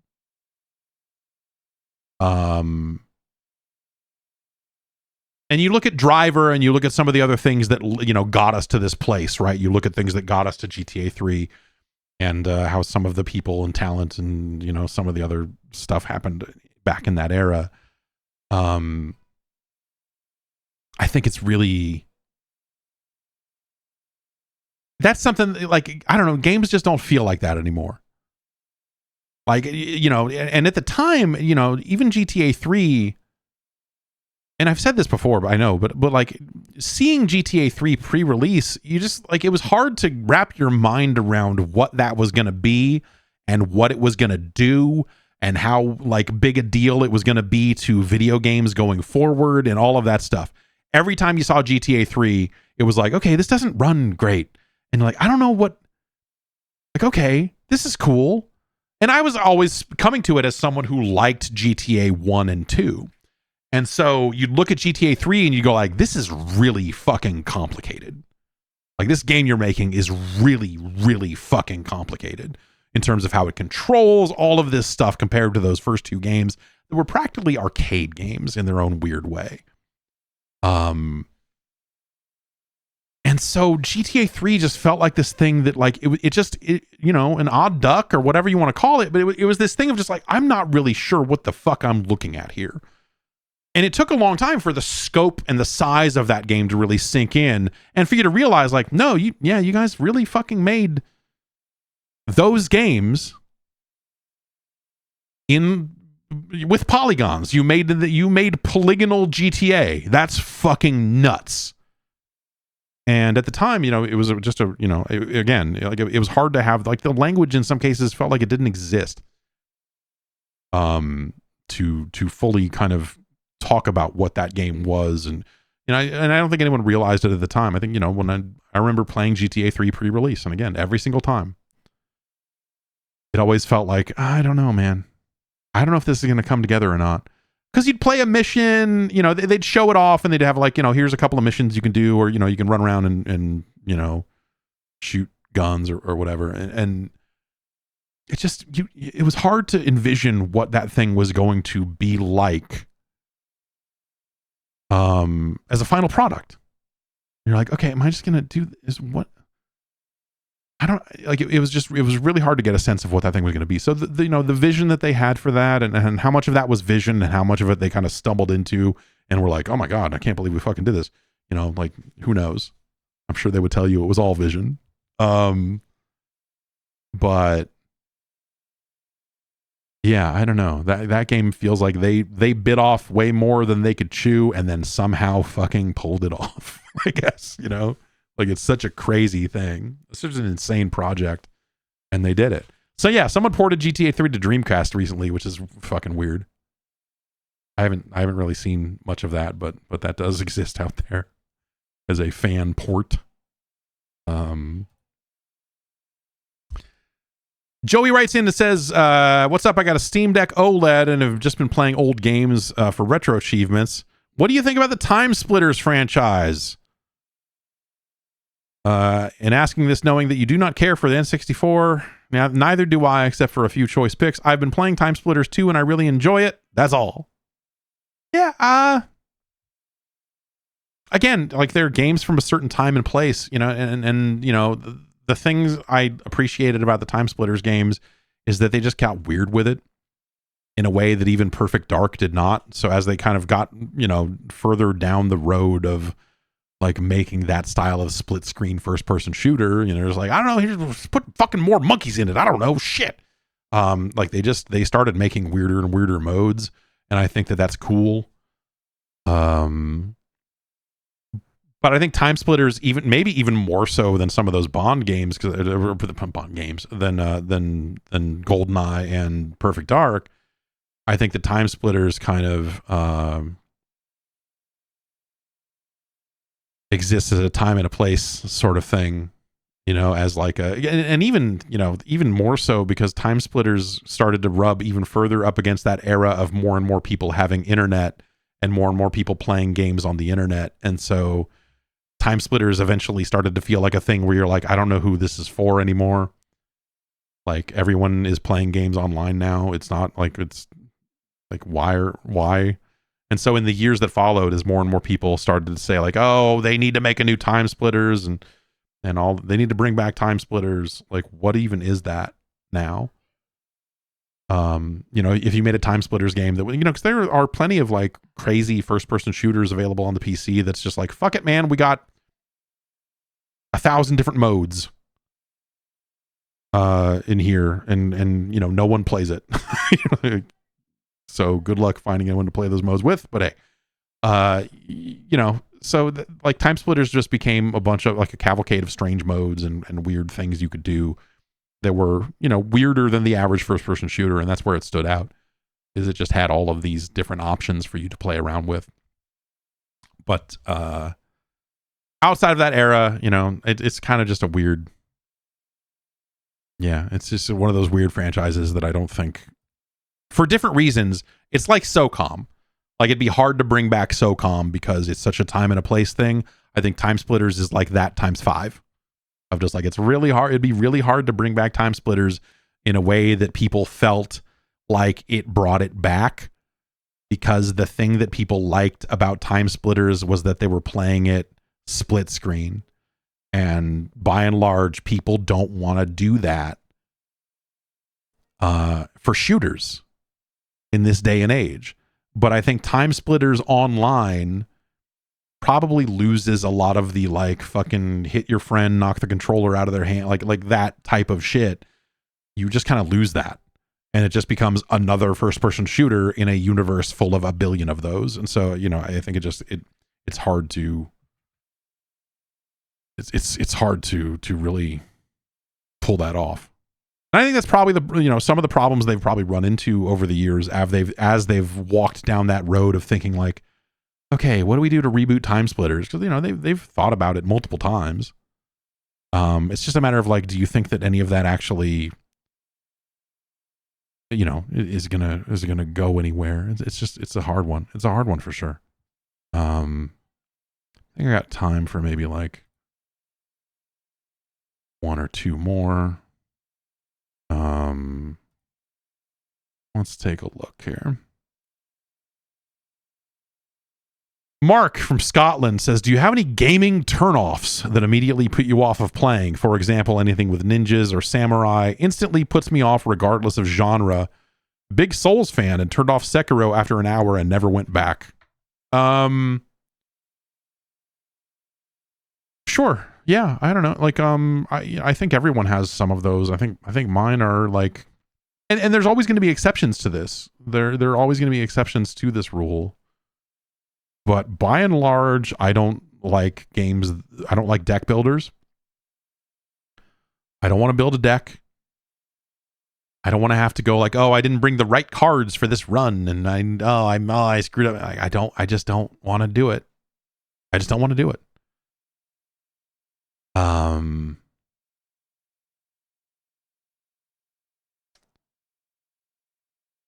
not really big into zombies. I mean, you mentioned ninjas and samurai. I think my equivalent of that is zombies. Like, I just don't think that. I just like as a video game villain, I think they're usually really boring. It's just like this shortcut to put a bunch of things on screen that are very dumb. And everyone likes to say like, oh, but sometimes there are fast zombies. Like, yeah, we went down that road too. And now sometimes there are fast zombies. Yeah. Uh-huh. Yep. So I don't know. Zombies are just such a dumb enemy of just like, here's a thing that's going to walk at you. Here's a thing that's going to shamble in your direction. And again, there's always going to be exceptions to that. But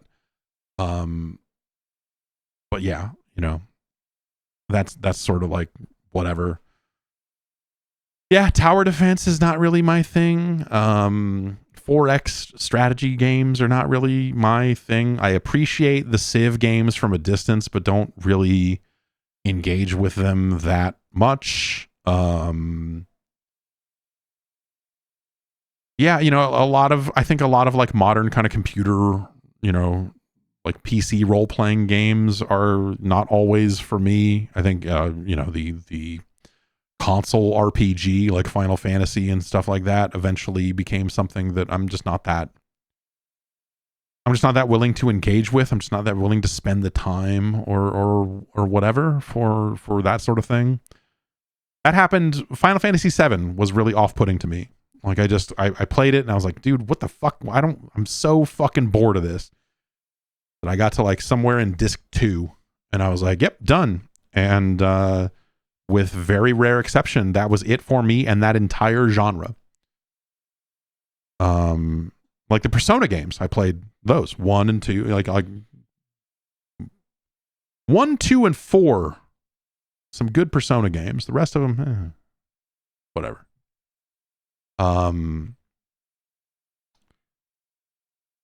But like by and large, like that entire genre of role-playing game, I just cannot devote the time to it. I just don't want to. I just play them and just go like, yeah, dude, I don't like, there has to be some kind of special standout thing here to make me want to engage with this.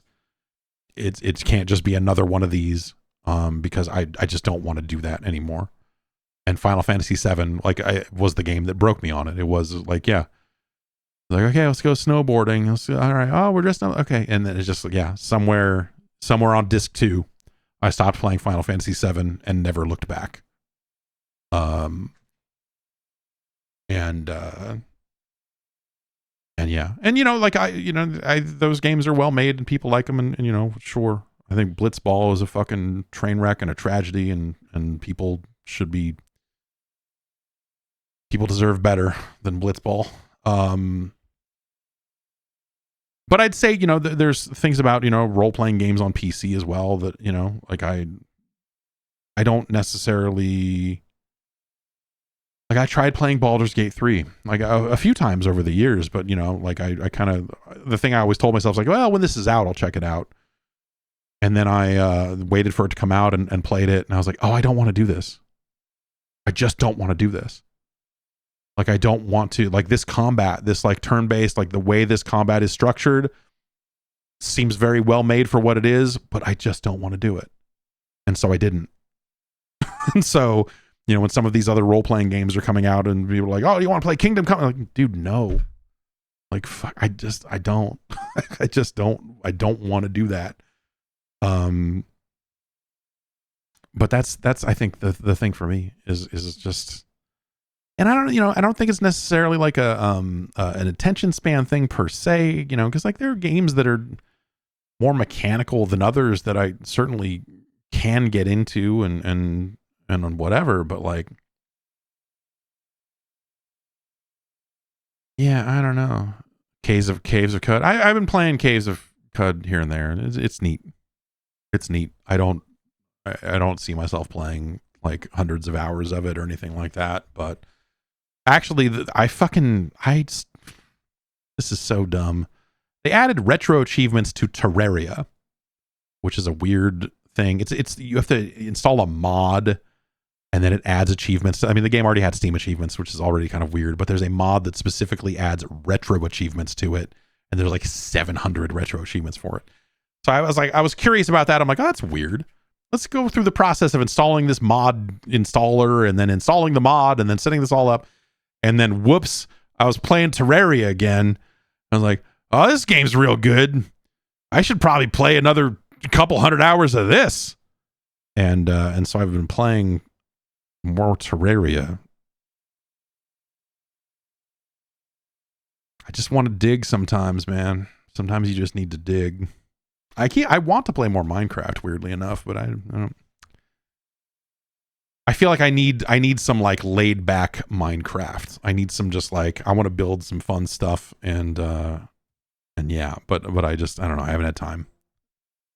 I want to play some more. I want to play more Avowed than I haven't. The baby has a ear infection. She's on her 3rd day of antibiotics. And so she's been sleeping down here, and I can't play games at night when she's down here because of the lights from the monitor and everything have are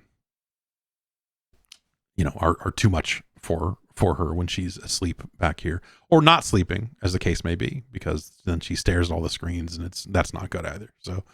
So Avowed not running on the Steam Deck is a very specific problem that I am having of like, yeah, sure wish I could load my saves on the fucking Steam Deck, but I sure fucking can't. All right. Okay.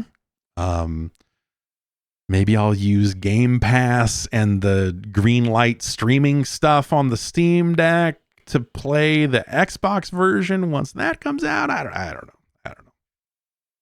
know. Let's see here.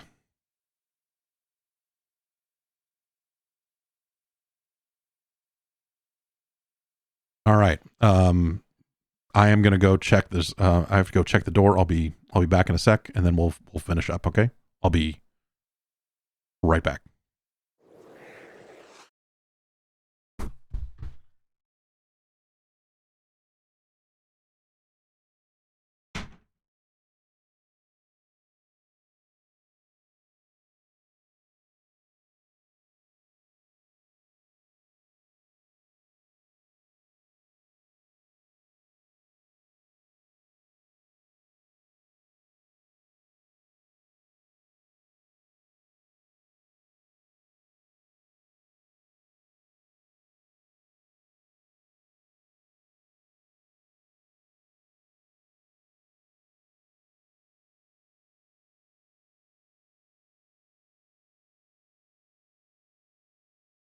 Okay.